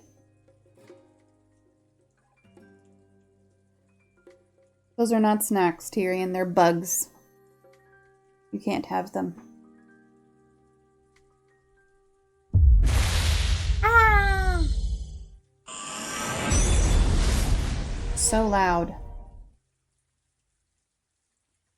My Monday is a Saturday. Love it. I love that.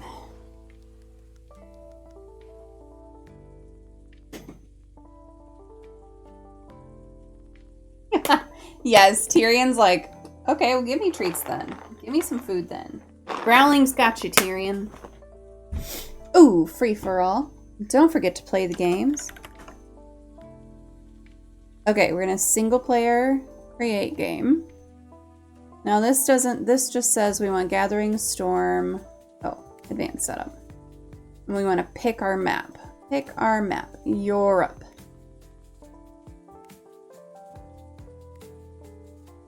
We want the Europe map. Select map.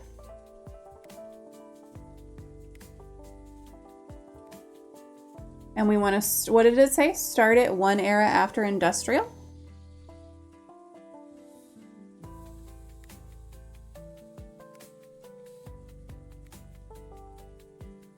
One era after industrial.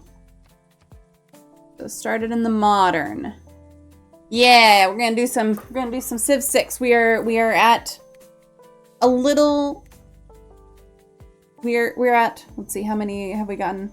We have 6 left for Gathering Storm. We have 169 out of 320 achievements for Civ 6 total, but only 6 left to go on Gathering Storm. Jesus Christ. Okay. Modern era Europe map. I think we'll just hit start. I don't care who we start as.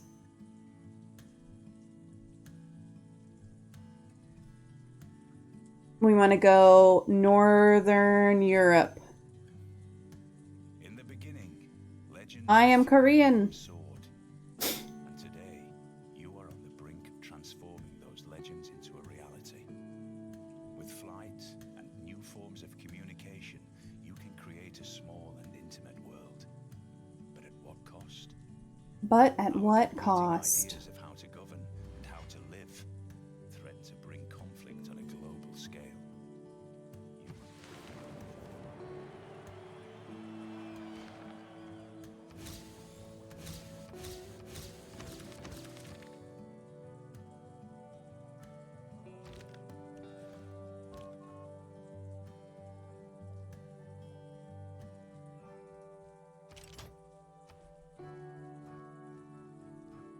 Let's see. Ow! Fuck.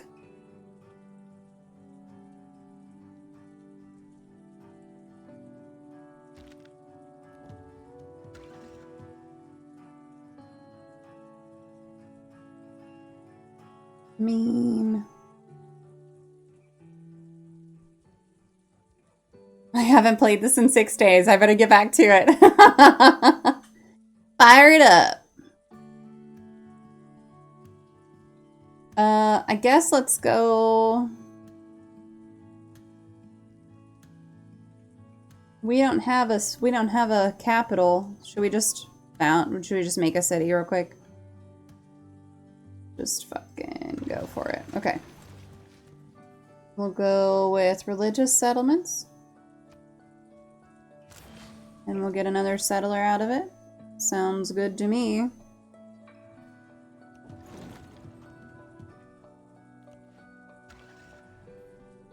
Link that up over there.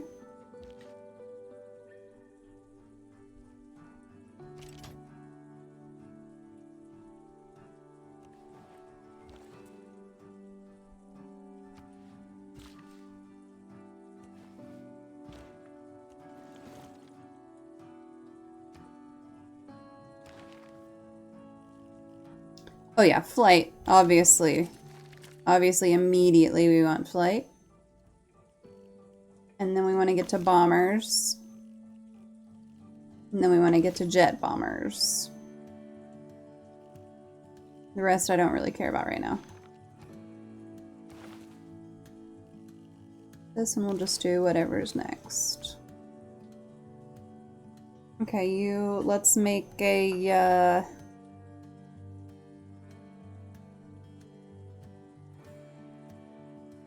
does it matter? I don't even care. I mean, let's go with science. Oh, we can't. No suitable location. Why? It has to be built on hills?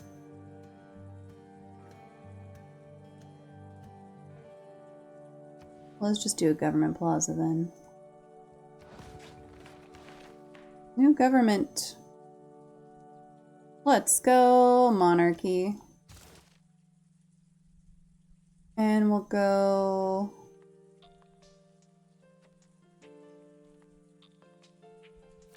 Ghost. And less injured. And then we'll go...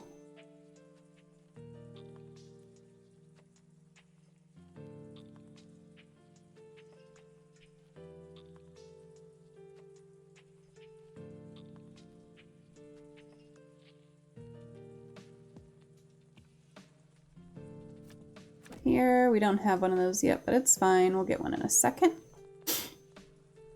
Not on your continent. Governors. Spies. Oh, we can spy already? Ooh.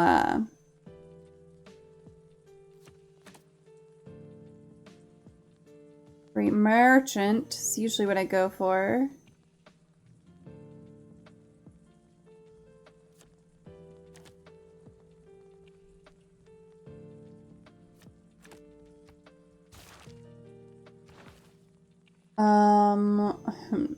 Oh man, I've forgotten how to play like a regular game of Civilization. It's kind of foreign to me now. Let's go Pingala. Point.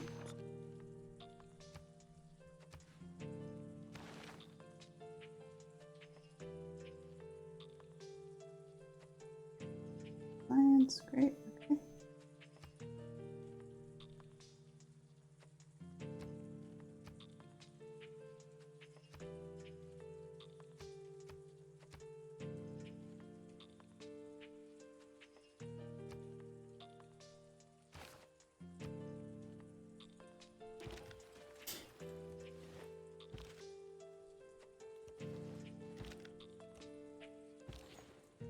I need to not forget what I'm doing here. I am positive I have no idea what I'm doing. I'm okay with this. Look, same. It's fine. Okay, now my trader can make a trade route.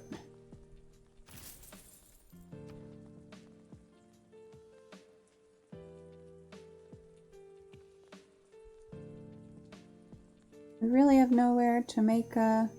Okay, well, make me a commercial hub then. Where's gonna have hills? Anywhere around here have hills? Over there. Okay.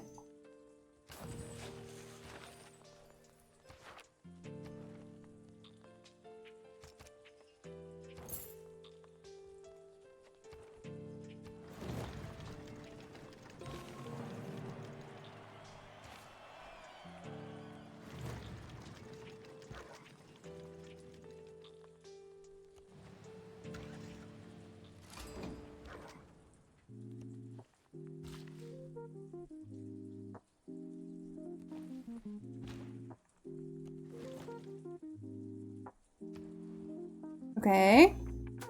Oh, I have to do this. Thank you, Tib, for that tip on how to do that for sure. Make me a spar! Let me ask you then. Hey, uncover this map a little bit at a time.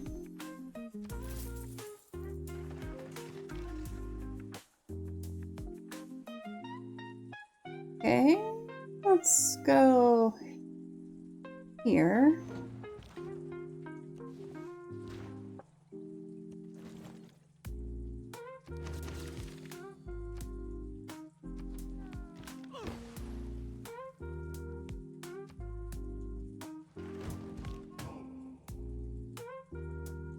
I think we could establish here.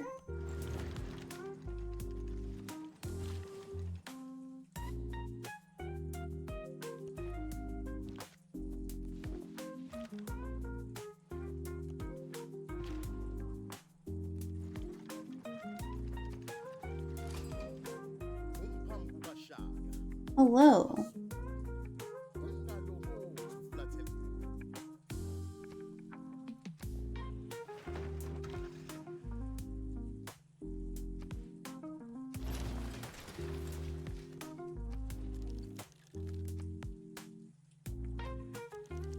Great.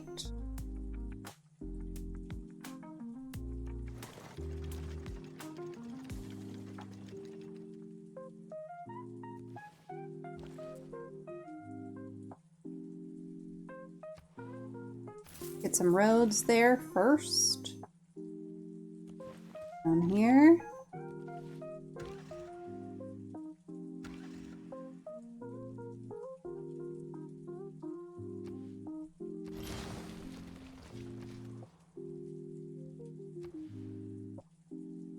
Give me a commercial hub. A boss fight! Wait, who won the free-for-all? Ooh, I won. I like winning that. I mean, whatever. Y'all are great and you should win sometimes. What I should have said.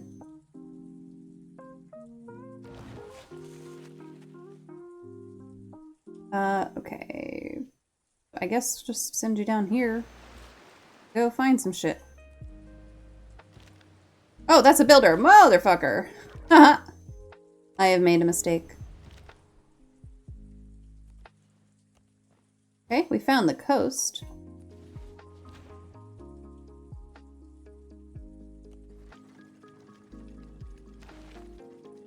Let's appoint another governor. We took down TLC. Hey.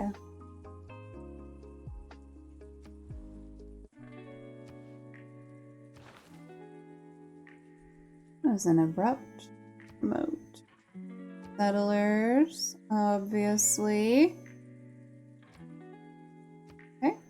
And then we'll go. Is it like I like Liang? Go with her.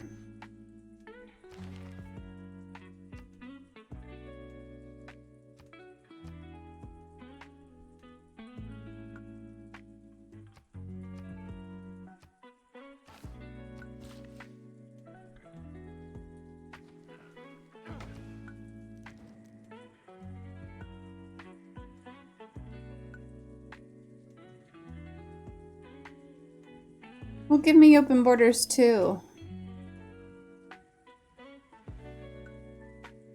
I don't want to give you diplomatic favor.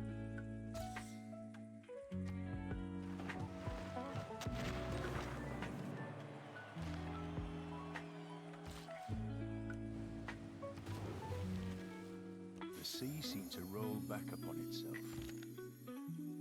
Am I no longer? Oh, I am.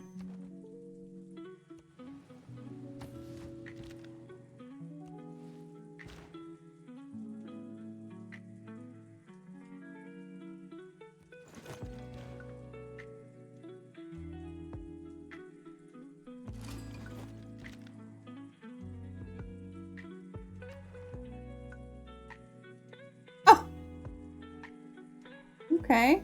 You got a bunch going on there. But I want the...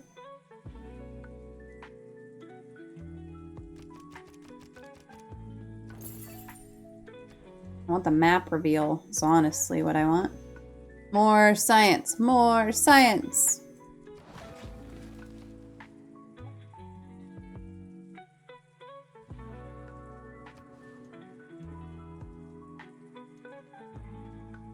Okay, fine.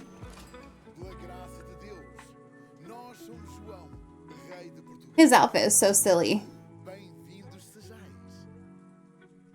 Portugal.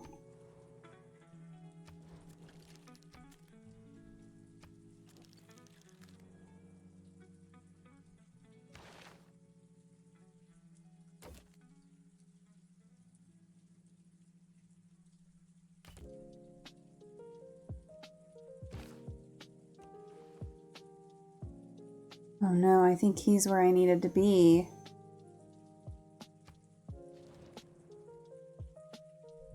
I want to give you a diplomatic favor. Okay.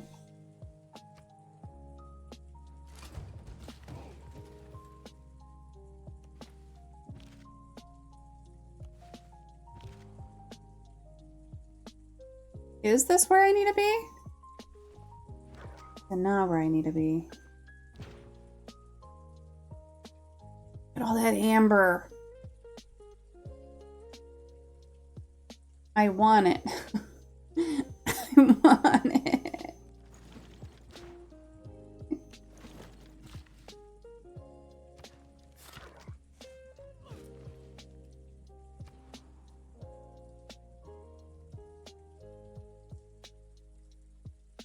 Era score, diplomatic favor, hermitage.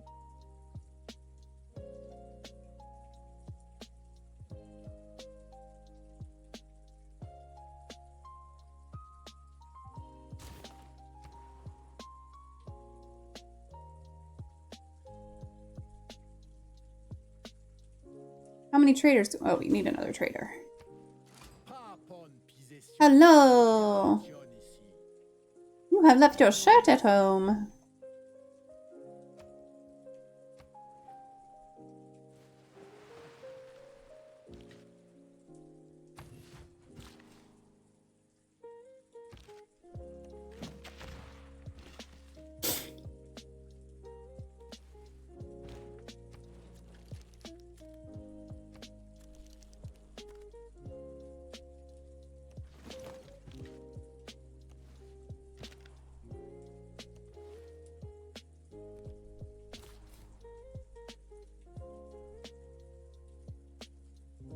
Oh, get way over there. I don't think this is gonna be... Okay, hold on. Let me see if there's a better... If there's like a seed map.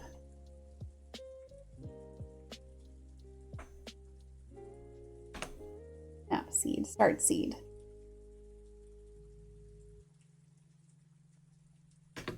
Map seed.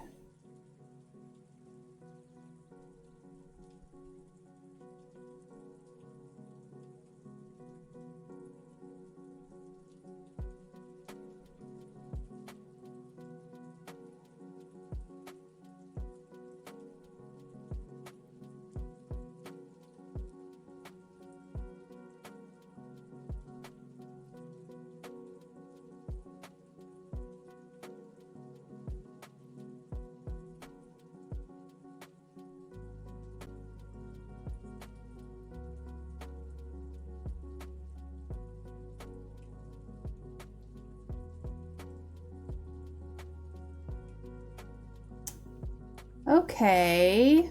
So maybe we could just do it over there.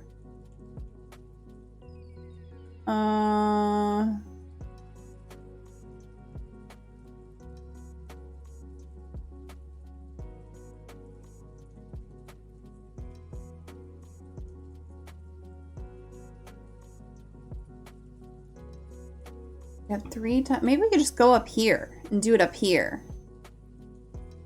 Okay, that's what we're gonna do. We're gonna come up here. So we would need it to be...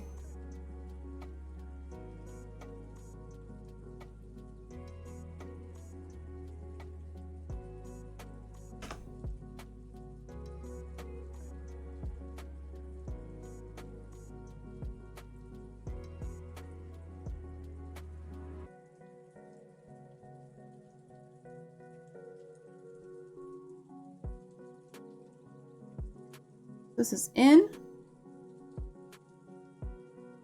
2, 3, and over and in. Okay, okay. We could do that up here. We can do it up here.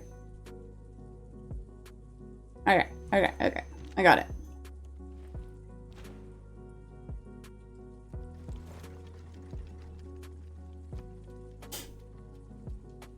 Northward.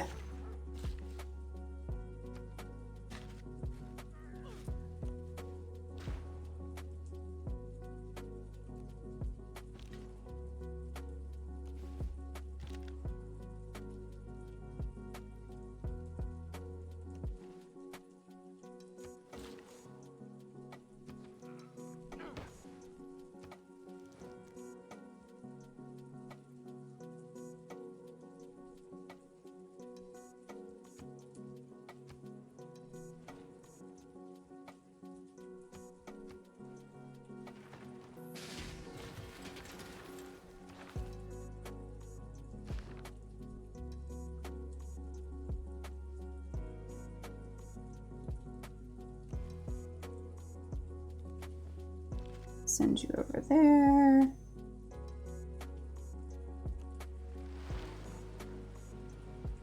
We gonna spy.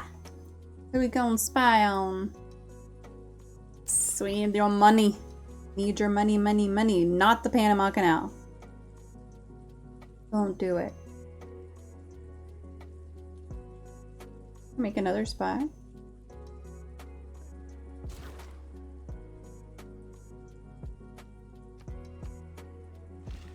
You go exploring.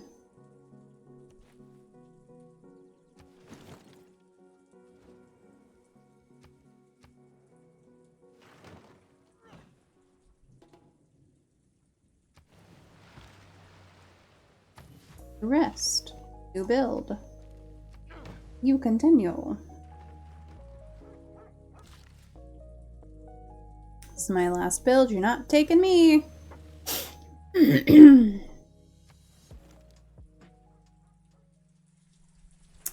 I was just thinking, I'll bet it's been about 30 minutes. Y'all be sure to drink some water.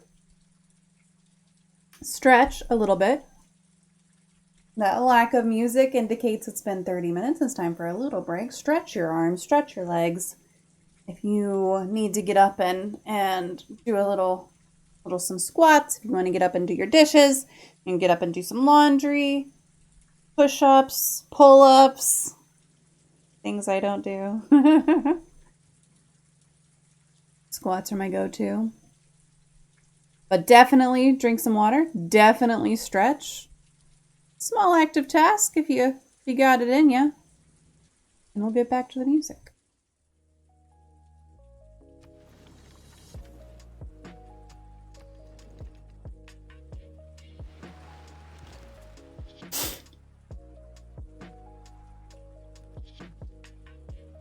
Oh, now I'm not going to get to take it, am I? Dang, that's fine.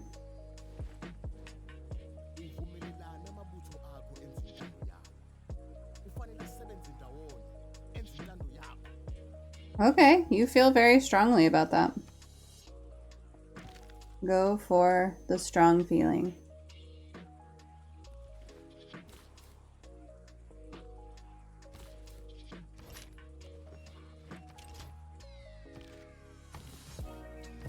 Okay, so what we want is to have canal, city, Panama Canal, city, canal. Is that right?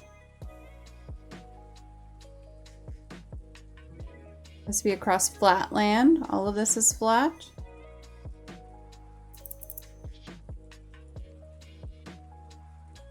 Maybe we should do it here. I don't know if do rivers matter? Can you go over rivers? Don't matter, right? What if we do it here? I think that's gonna be my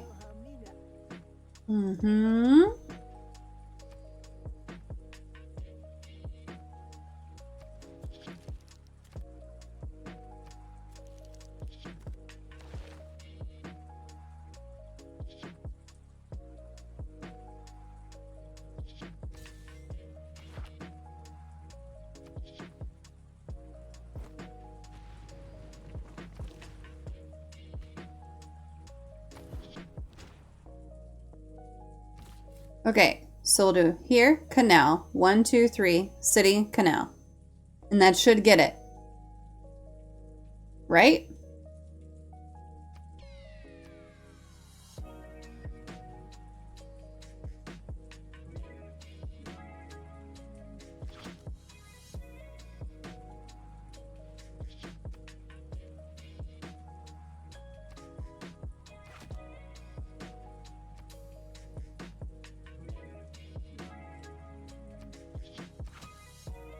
I think that's correct. And then the Panama Canal takes 3.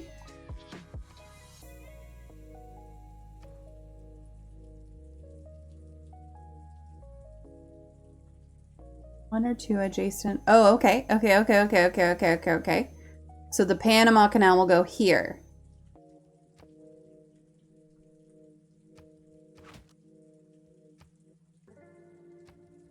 So I'm just gonna add these so I don't do jack shit with it. That's my hope, plan, dreams for this. Gain your sources.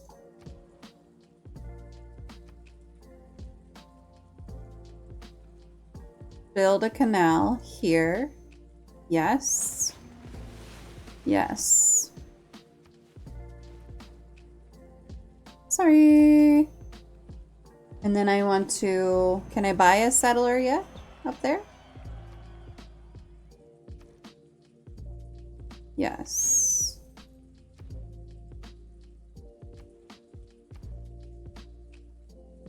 Let's go. Okay, what do we need for Panama Canal?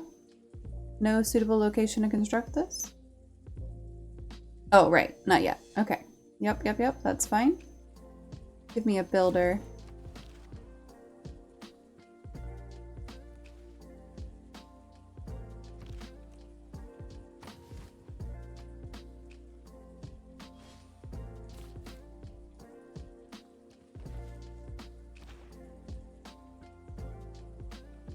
Come on, there we go.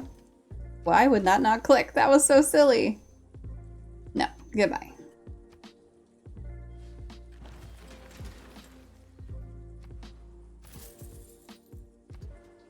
How many traders do we have? That many. Okay. Let's go.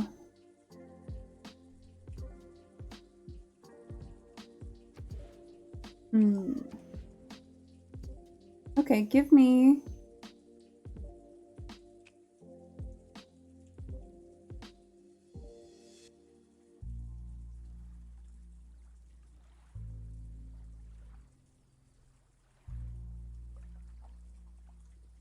Privateer sounds fun. Once you have tasted fly. Gonna start protecting our shit again. Oh my god, 18? Really? Jesus.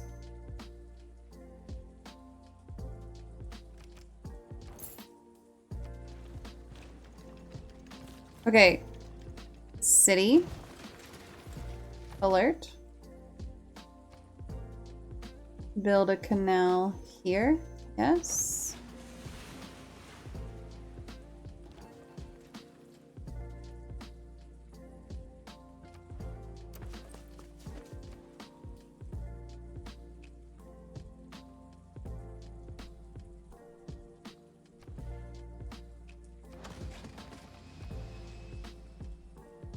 Can you make the Panama Canal?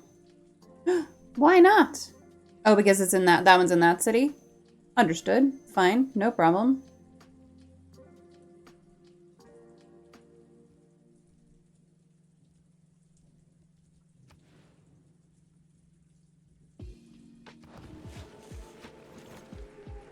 I guess I could city swap that tile, but it's fine. I'll just give it that. 3 little turns over there. Go just catch a chicken. All right, here. Go here. You siphon your funds. We want money. Ancestral Hall. New cities receive a builder. Yes. You still can't build the Panama Canal. That's fine. No worries. Archaeological Museum. Let's do an art museum. Alert.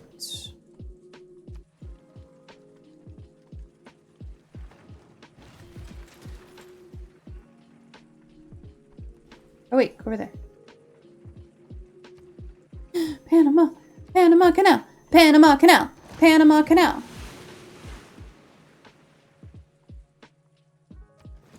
I think that pops it. Won't pop it until I build it, right? So now I still have to get it built first. Maybe we can chop it out.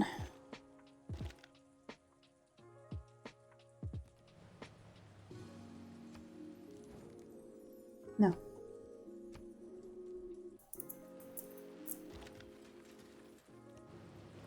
Elephants.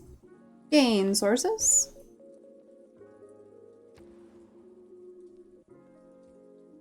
Big Ben. Oh, I love Big Ben. Let's go with it.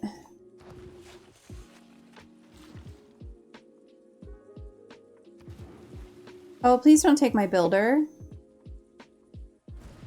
Fucking knew that's what was gonna happen.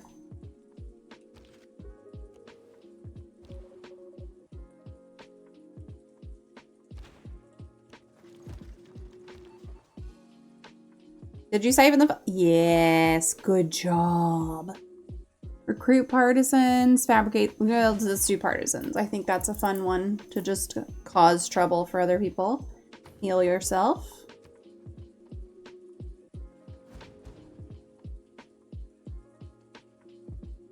Where did this guy go? Where did the builder go?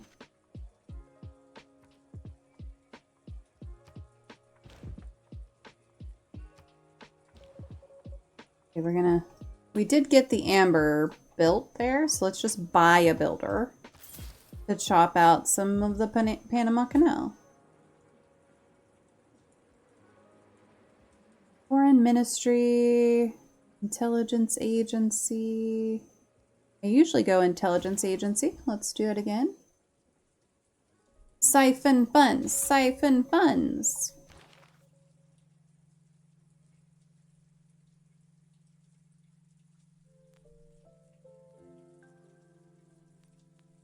Let's put you in one of these two cities. I guess in here.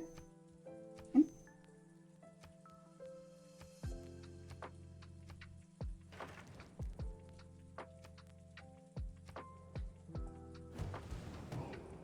Begin voting.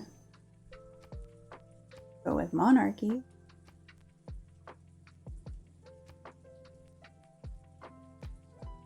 Me, I want that. Me, I want that.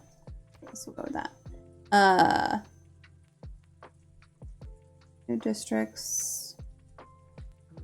Let's go here. We'll go Lamina to lose. And we're gonna vote for me, myself, and I.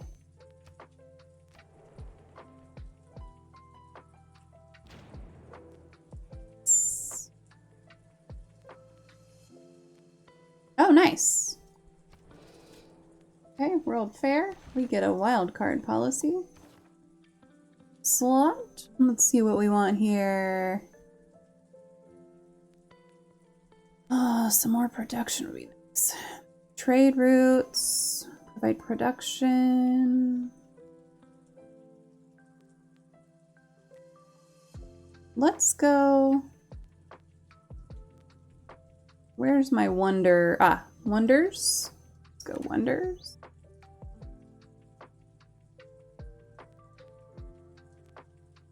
Yep, I think that's probably good.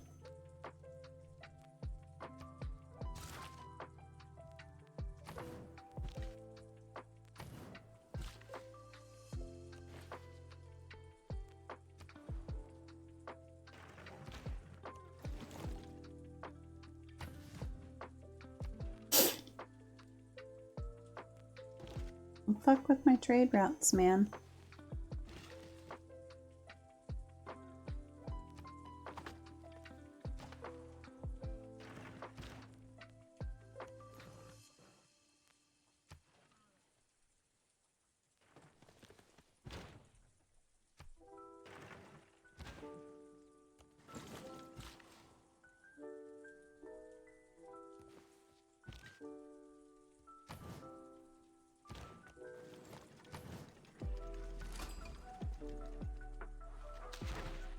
When they are preparing for war,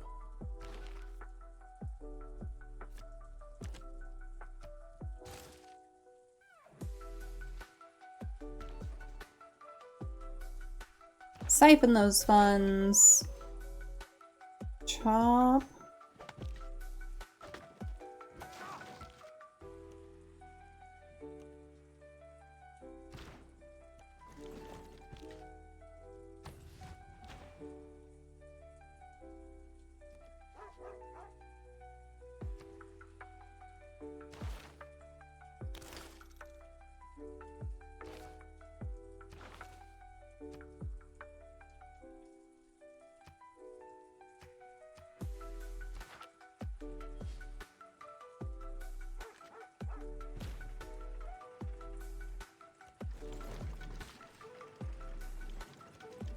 Ooh, do we want to chop that one?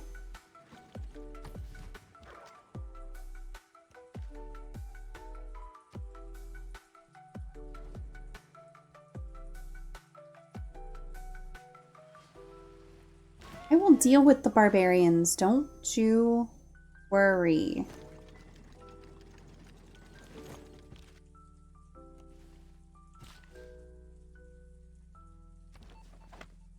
"31 turns.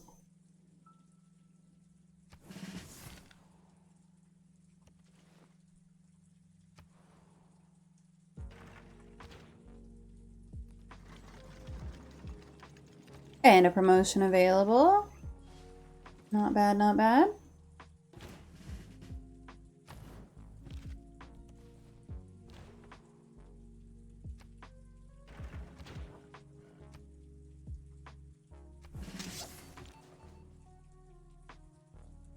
Scythe and funds again. Get rid of him. No, you get a promotion.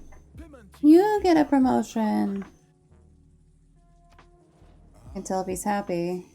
The melancholy of the sea. I'm allowing the barbarians to win. It's a good practice for losing. I mean, listen, sometimes you gotta do what you gotta do.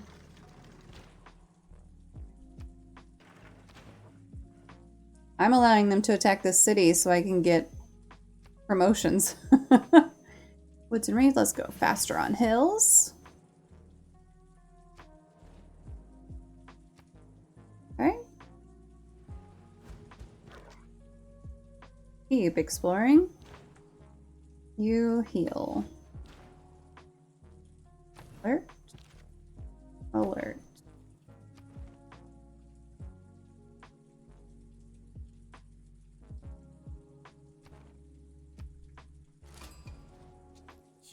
Oh, okay.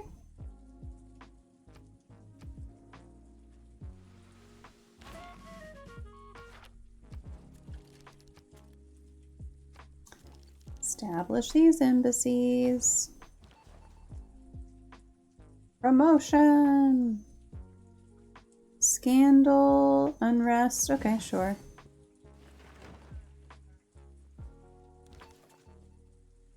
Siphon those funds, baby.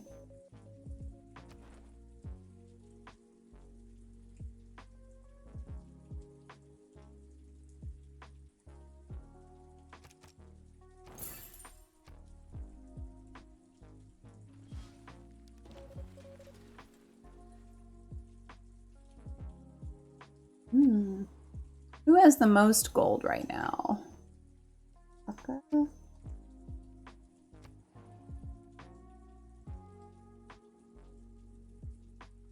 Okay, we can go there. How many spies do we have left to build? Probably not that many. Okay. Let's go with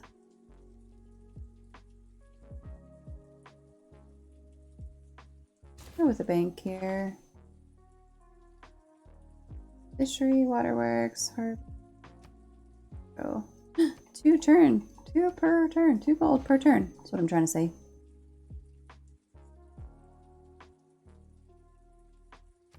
Now let's grab a builder.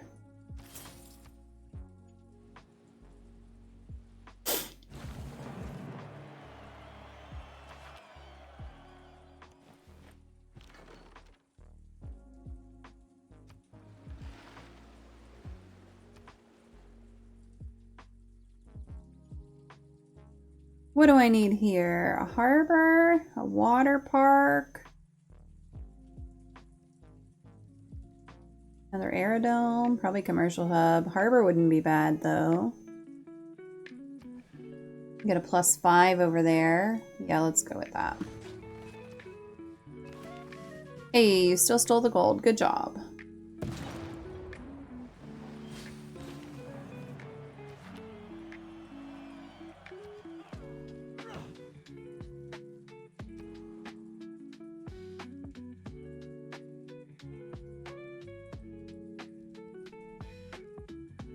And we could use another trader. The shipyard, though. I probably should have just bought that shipyard, but it's fine. Oh. You go back there.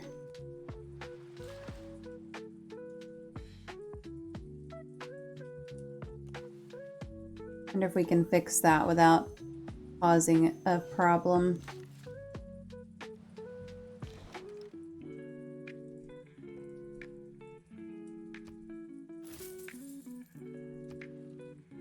Haha, stole it. Yoinked. A world without radio.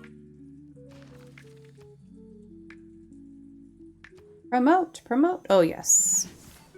Complete missions faster. That's what we always want. Steel technology. Yes, steel technology faster. Good job. Little spy. Good job, little spy. Okay, I probably should care more about you. I'll fix you. Wie handel weigert, denkt Okay, grumpy.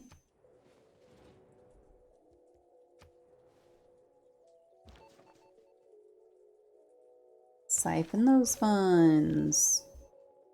Okay, where do we have our spies?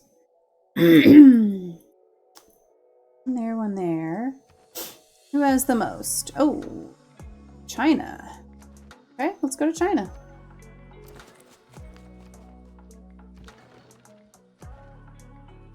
You're at 3 out of 3. Here's a coastal raid we can do.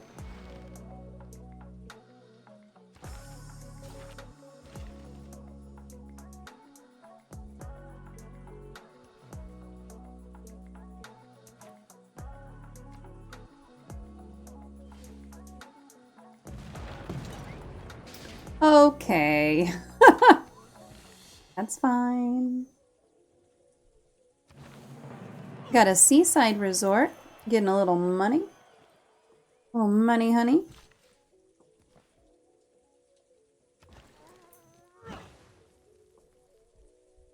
Let's go with production.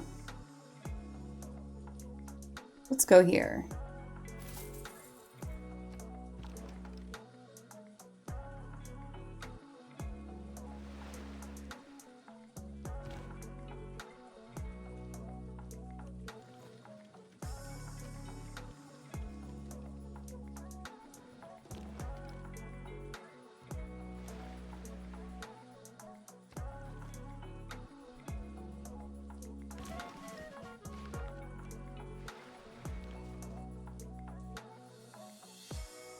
Promote again.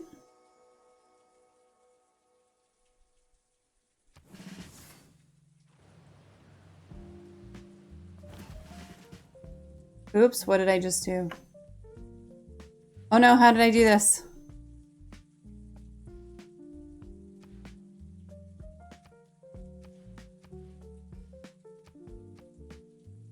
My finger hit something.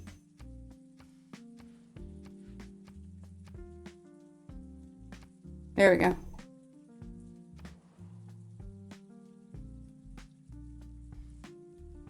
Okay, let's get a builder out of you.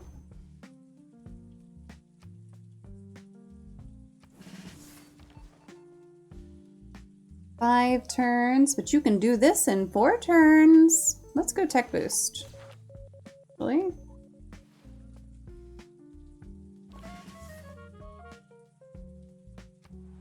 Need all the stuff there.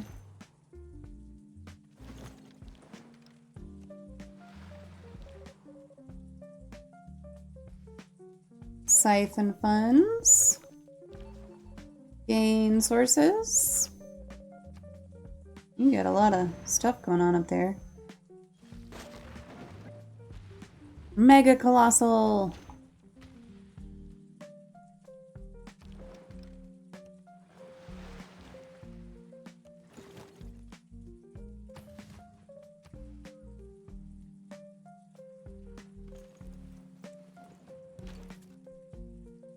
Okay.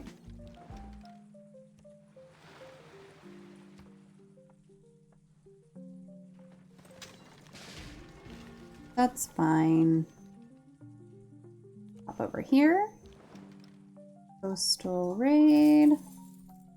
I have to buy you. You bombard.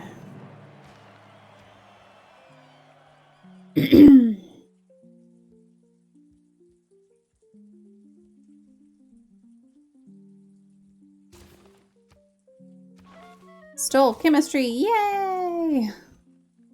I love using spies.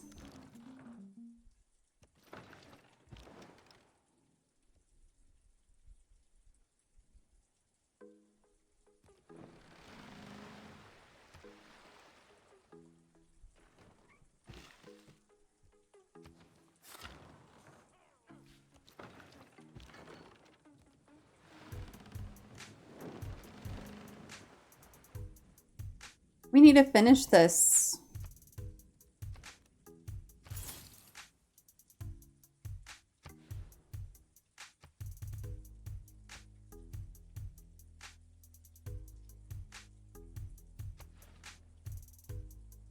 Are we not going to be able to finish it? The mass media is not to.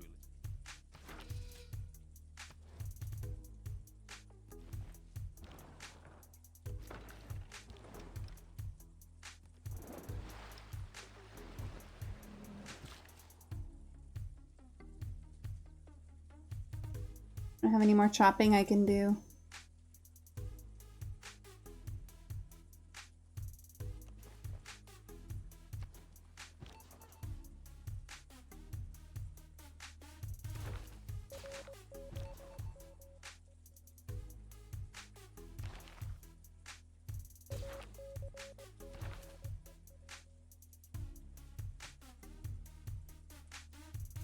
Purchase districts with gold.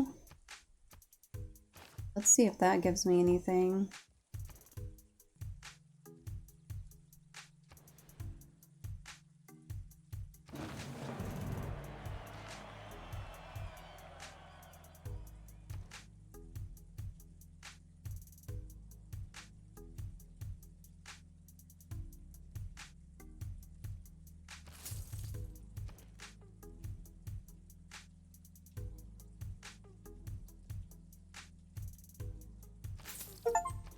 Yes, there it is.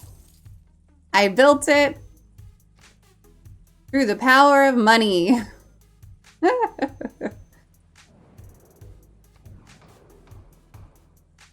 Okay, whatever. Purchasing with faith, sure. Double great towards scientists. I don't even care. I got what I was after here for, so just put it all there. I got the ditch digger one. That's what we were after. Therefore will not we fear, Yes. though the earth Yay! carried into the midst, Okay, I'm gonna mark it off on my sheet. though the waters thereof roar and be troubled, though the mountains shake with the swelling thereof.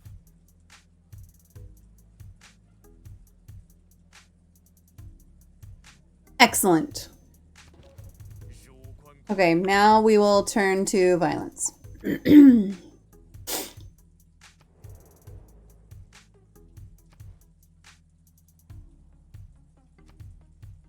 Oh, I got into a golden era. Nice. I wasn't even paying attention. That's fine. 1 dedication. Campus, science, bodyguard. Wonders, campus districts. Science adjacency provides production. That's a pretty good one. Let's do that one.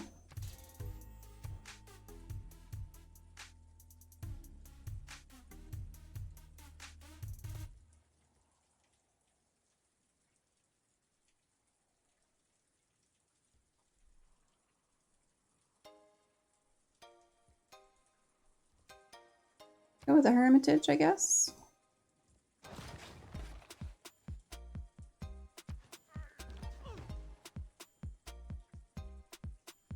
Alright, where are our spies? Where do we need spies? Who has the money, honey? This guy.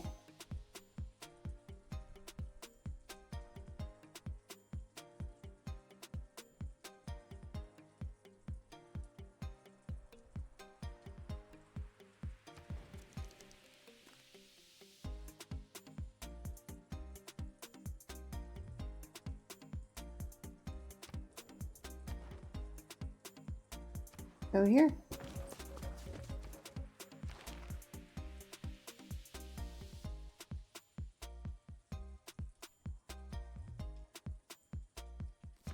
Great merchant.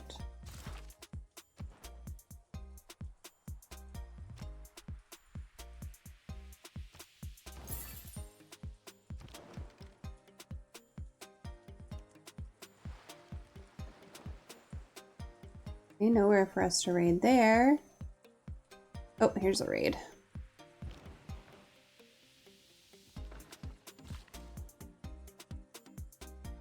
Oh, right, and we can change this one back to food and... Okay.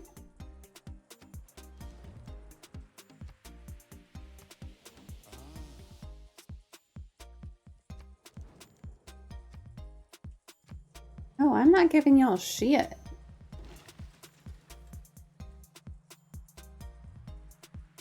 All right, we are gonna need to expand a little bit here. I have not been expanding at all.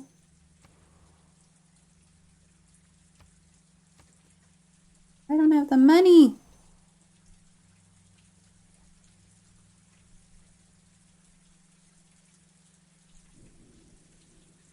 Was that another 30 minutes gone by? Take a little drink.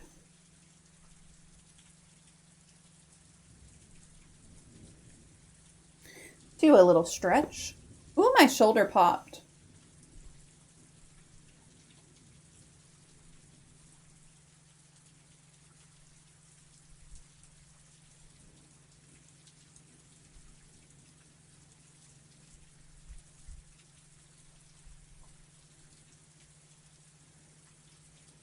Small active task as well. Is that a spider? No.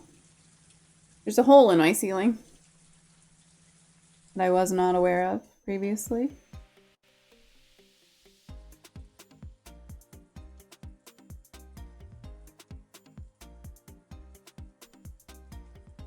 Are we down a trader? We are down a trader.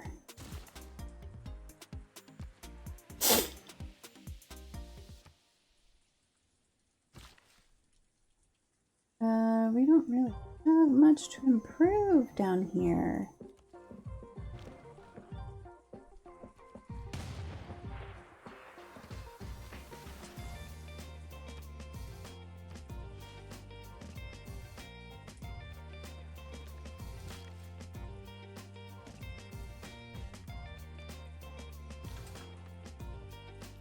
Well, that just gave us something to improve. How many builds do you have left? Just one? Okay.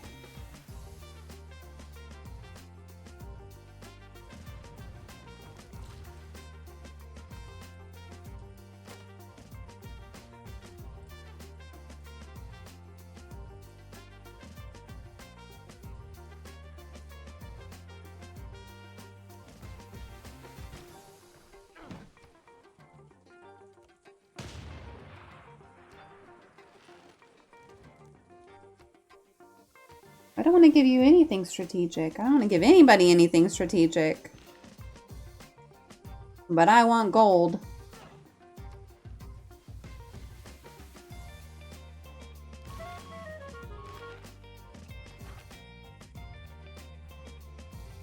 Okay, now we're gonna go with gold.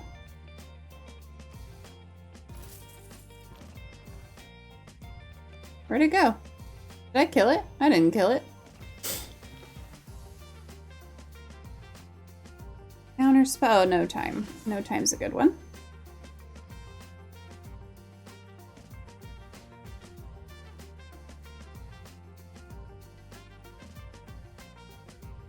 Oh, make me a settler, I guess.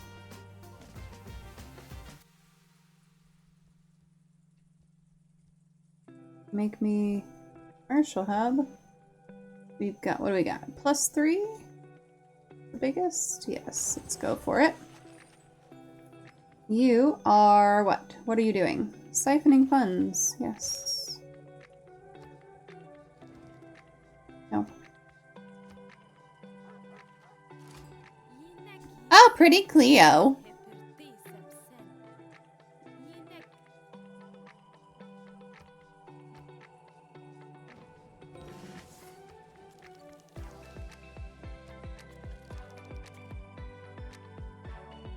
Oh, let's see here. I guess siphon funds again. Probably would be a fun one. There he is. Maybe I hadn't killed him. Gain sources, please. You also make me a settler. It's gonna take you 4 turns to make me one. Shouldn't be bad.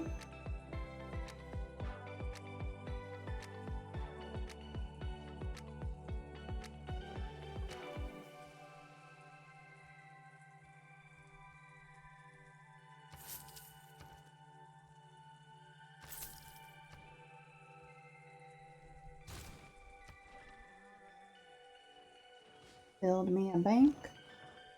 El Banco. I can't buy that. Hey, here we go.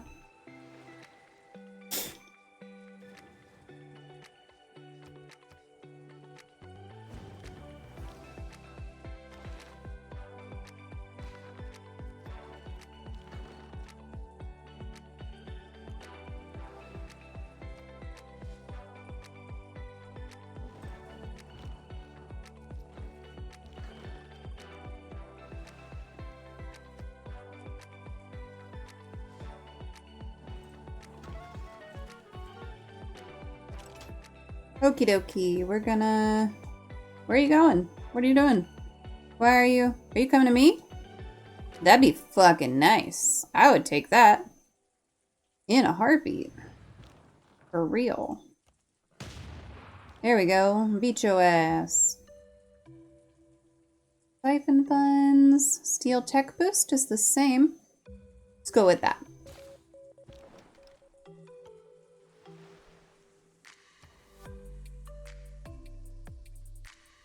You know we need fucking aluminum, dude.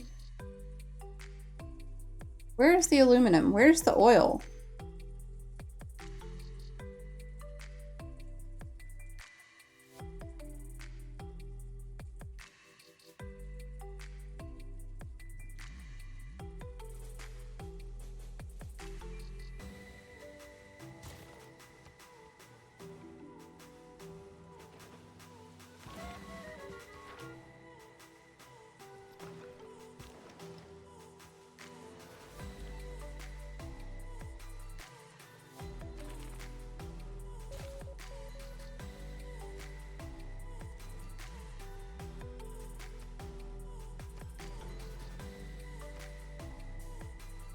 Don't worry about my number of troops. You're far the fuck away.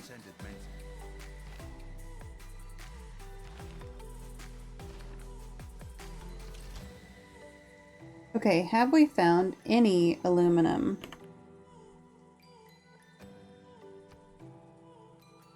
One result. God damn it.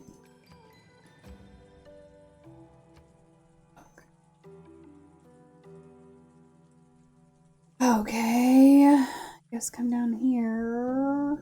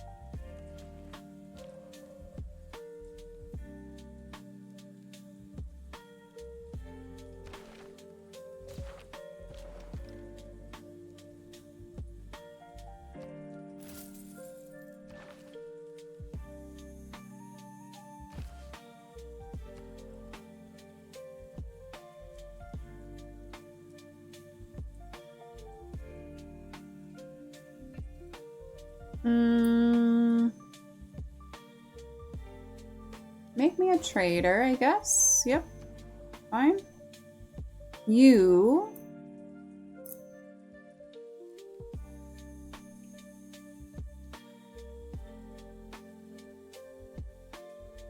Let's go with campus. Ooh, wait. There. What city-state do we want? None of them have aluminum. Guess we could go wander around and see if any of them have aluminum.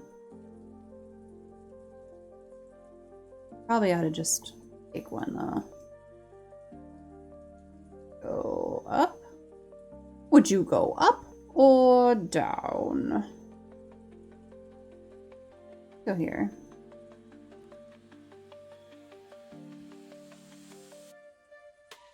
Oh, I have to be the suzerain. Lord, Buenos Aires is the only one we are.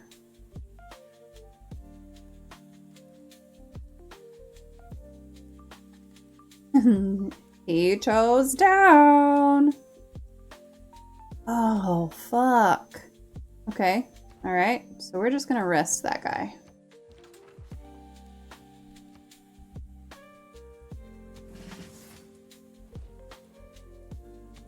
Sorry. Sorry.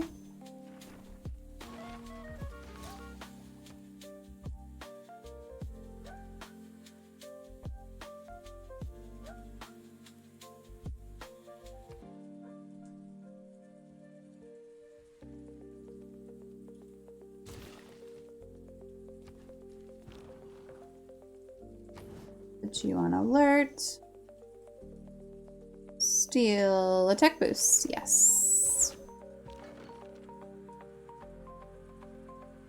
Okay, where else could I postal raid? Anywhere?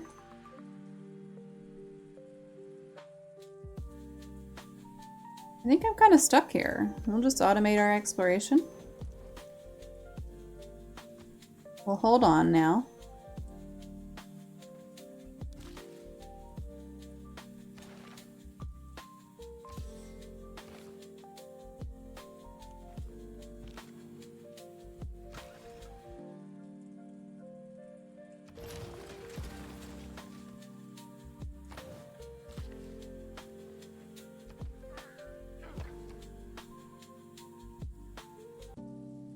Okay, we're gonna make a what? What do we need here? We need more money. We need more science. Okay, can't have science. We don't get science. A seal driving a Zamboni. Yes. Where's that? Get down there.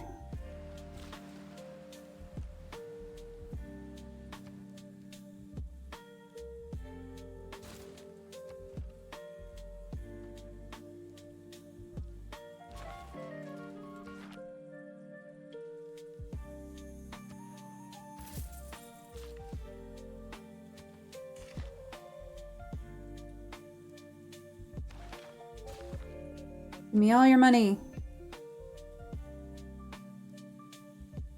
Yes, build me another settler.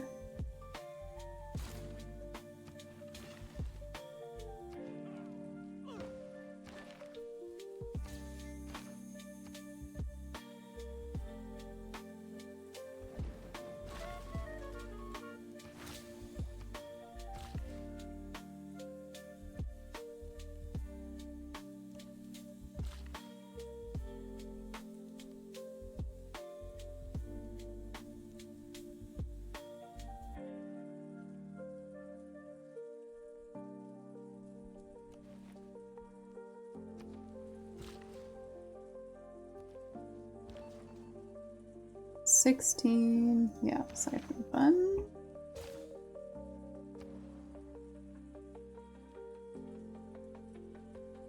Yes, build me an entertainment complex so I can influence these motherfuckers.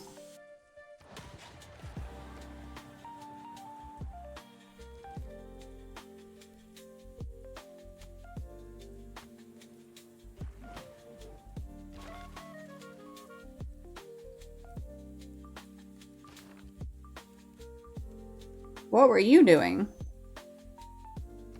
Just chilling? Okay, that's fine.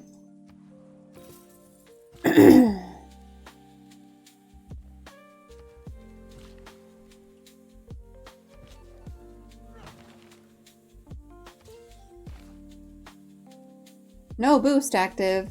Gain sources.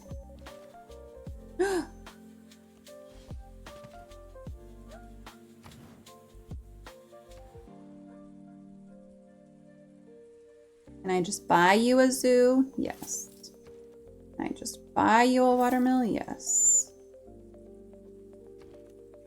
Okay. God, we need some fucking science, dude. Bread and circuses.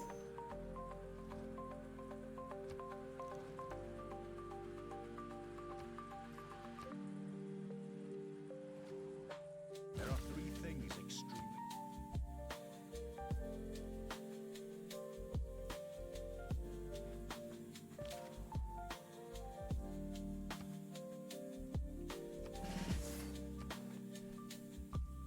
I have 2. Where's Cahokia? You got fucking 10.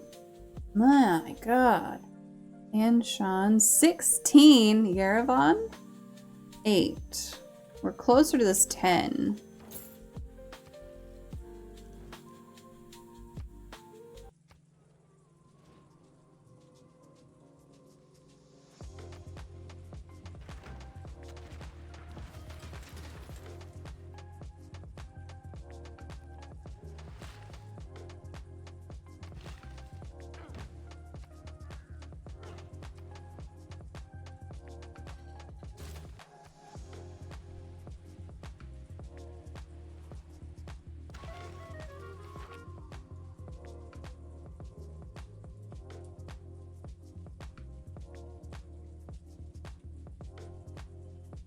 Maybe I should come down here. We get olives. Marble. Hippity poppity boo over there. Can we go there first? Reach down here. I don't mind that. Run away!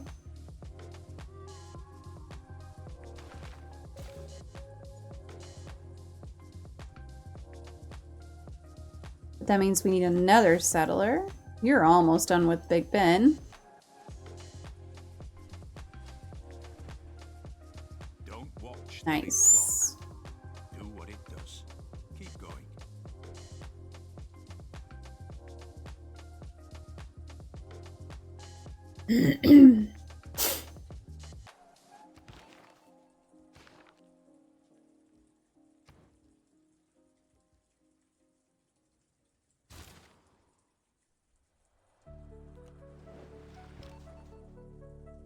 No boosts, gain sources. Fill my policy slot. Let's go push you there. Pull you there.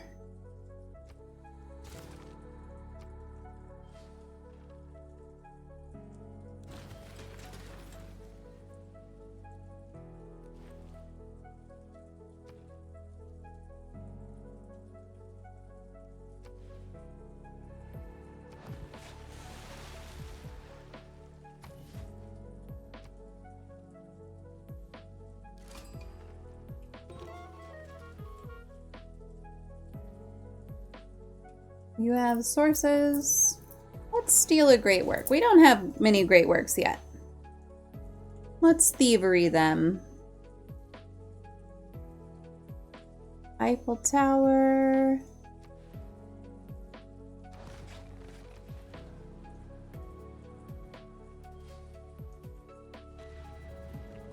Engineering is the art. It has been demonstrated.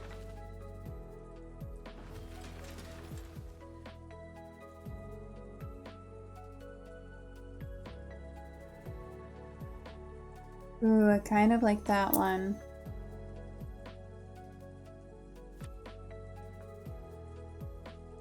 Ugh, not good enough.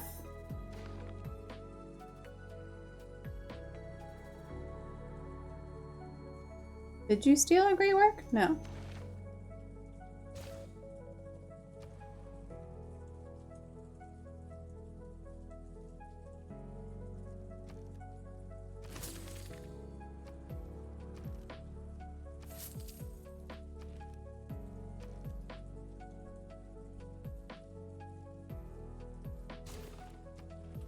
Do a couple projects here. God, this volcano will not stop erupting.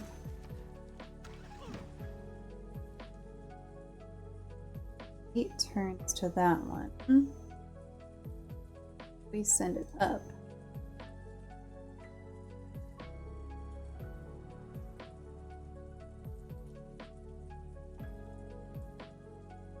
Oh, there's oil. We need oil. No lie. I'm gonna prioritize that. For real, we need it.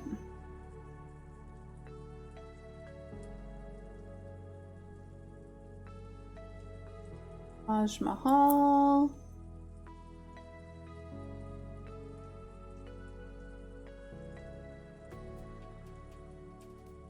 You know why we need oil. I need aluminum. But I also need some oil.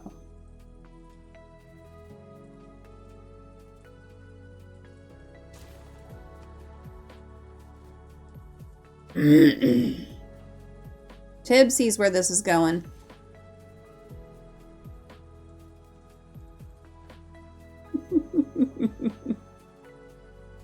Tib knows.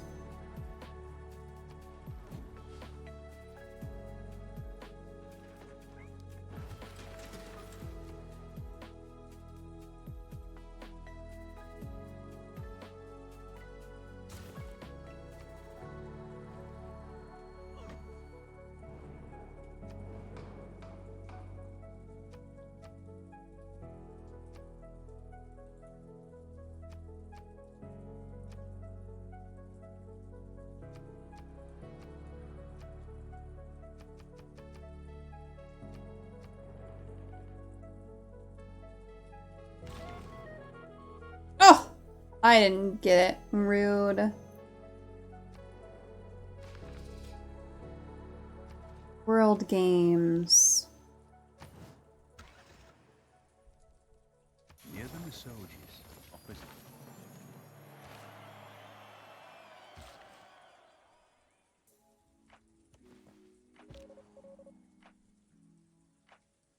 Heal attack boost.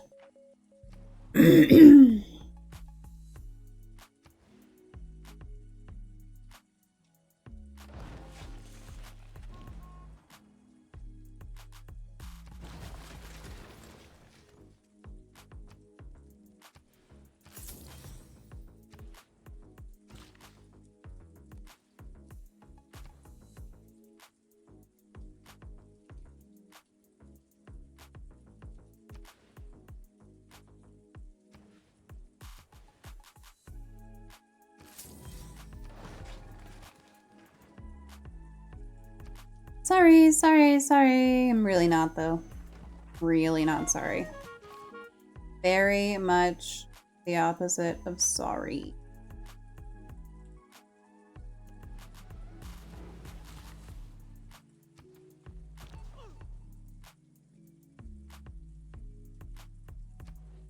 Siphon funds, yes.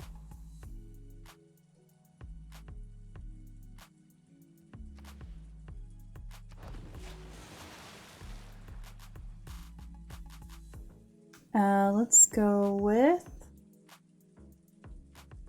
Theater Square as well. Pop you there. Steal a tech boost, please.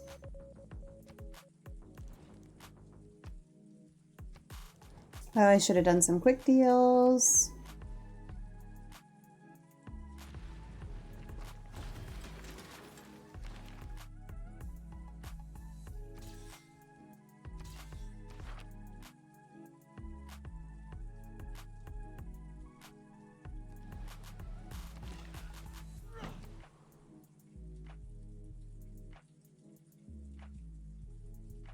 Can I just buy you a Ferris wheel? Yes.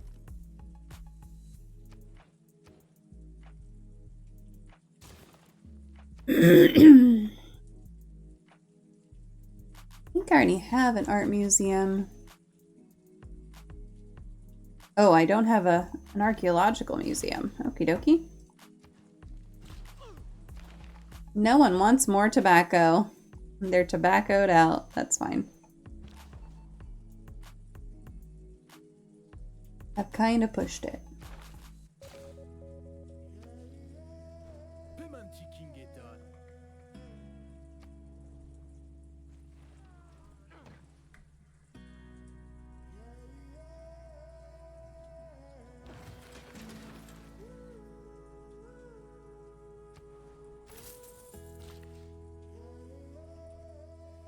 Okay, we have 2 builds left on this puppy. Oops, oops, oops. Grab that.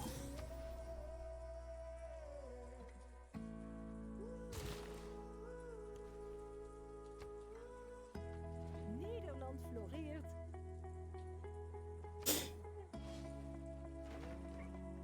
I have always considered them.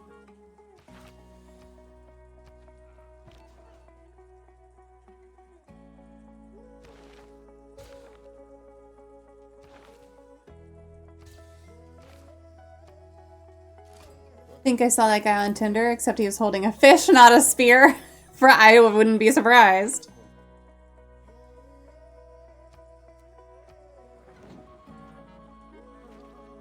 Those fish pictures, they'll get you.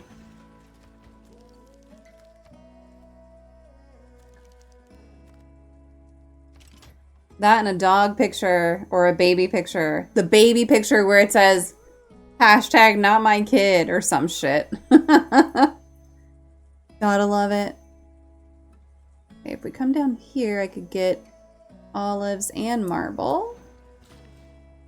Oil.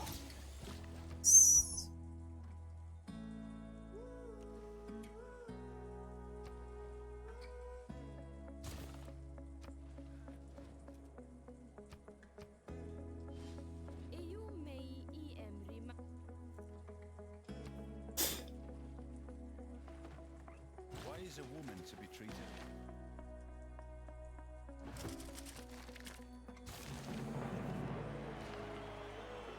Okie dokie. Trade routes, extra science.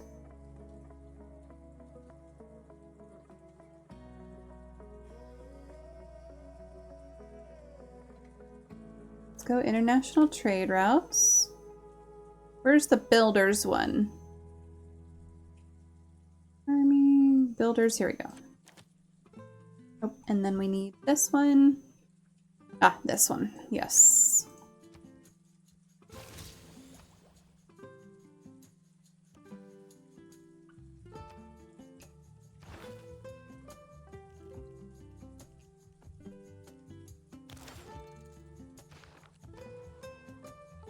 Oh, can we just buy a spot?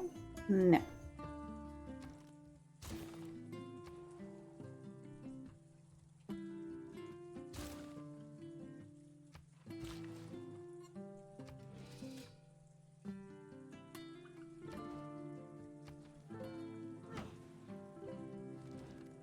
Oh no, you can't have oil. Abso-fucking-lutely not. I'm not giving away my oil. This is America.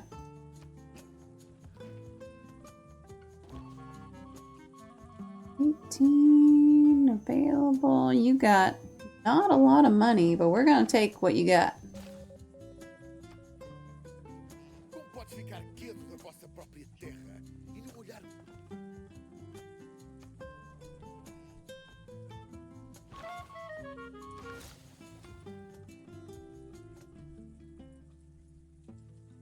Give me your money. What are you doing? Getting money. So few troops. What do you mean? Oh, I am lower than you. Okay, that's fine. Museums are on the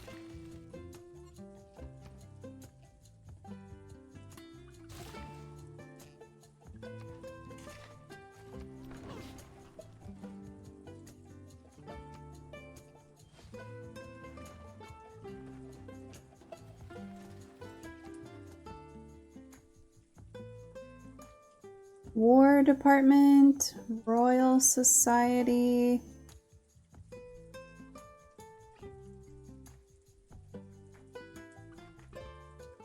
Oh, let's go National History Museum, I suppose.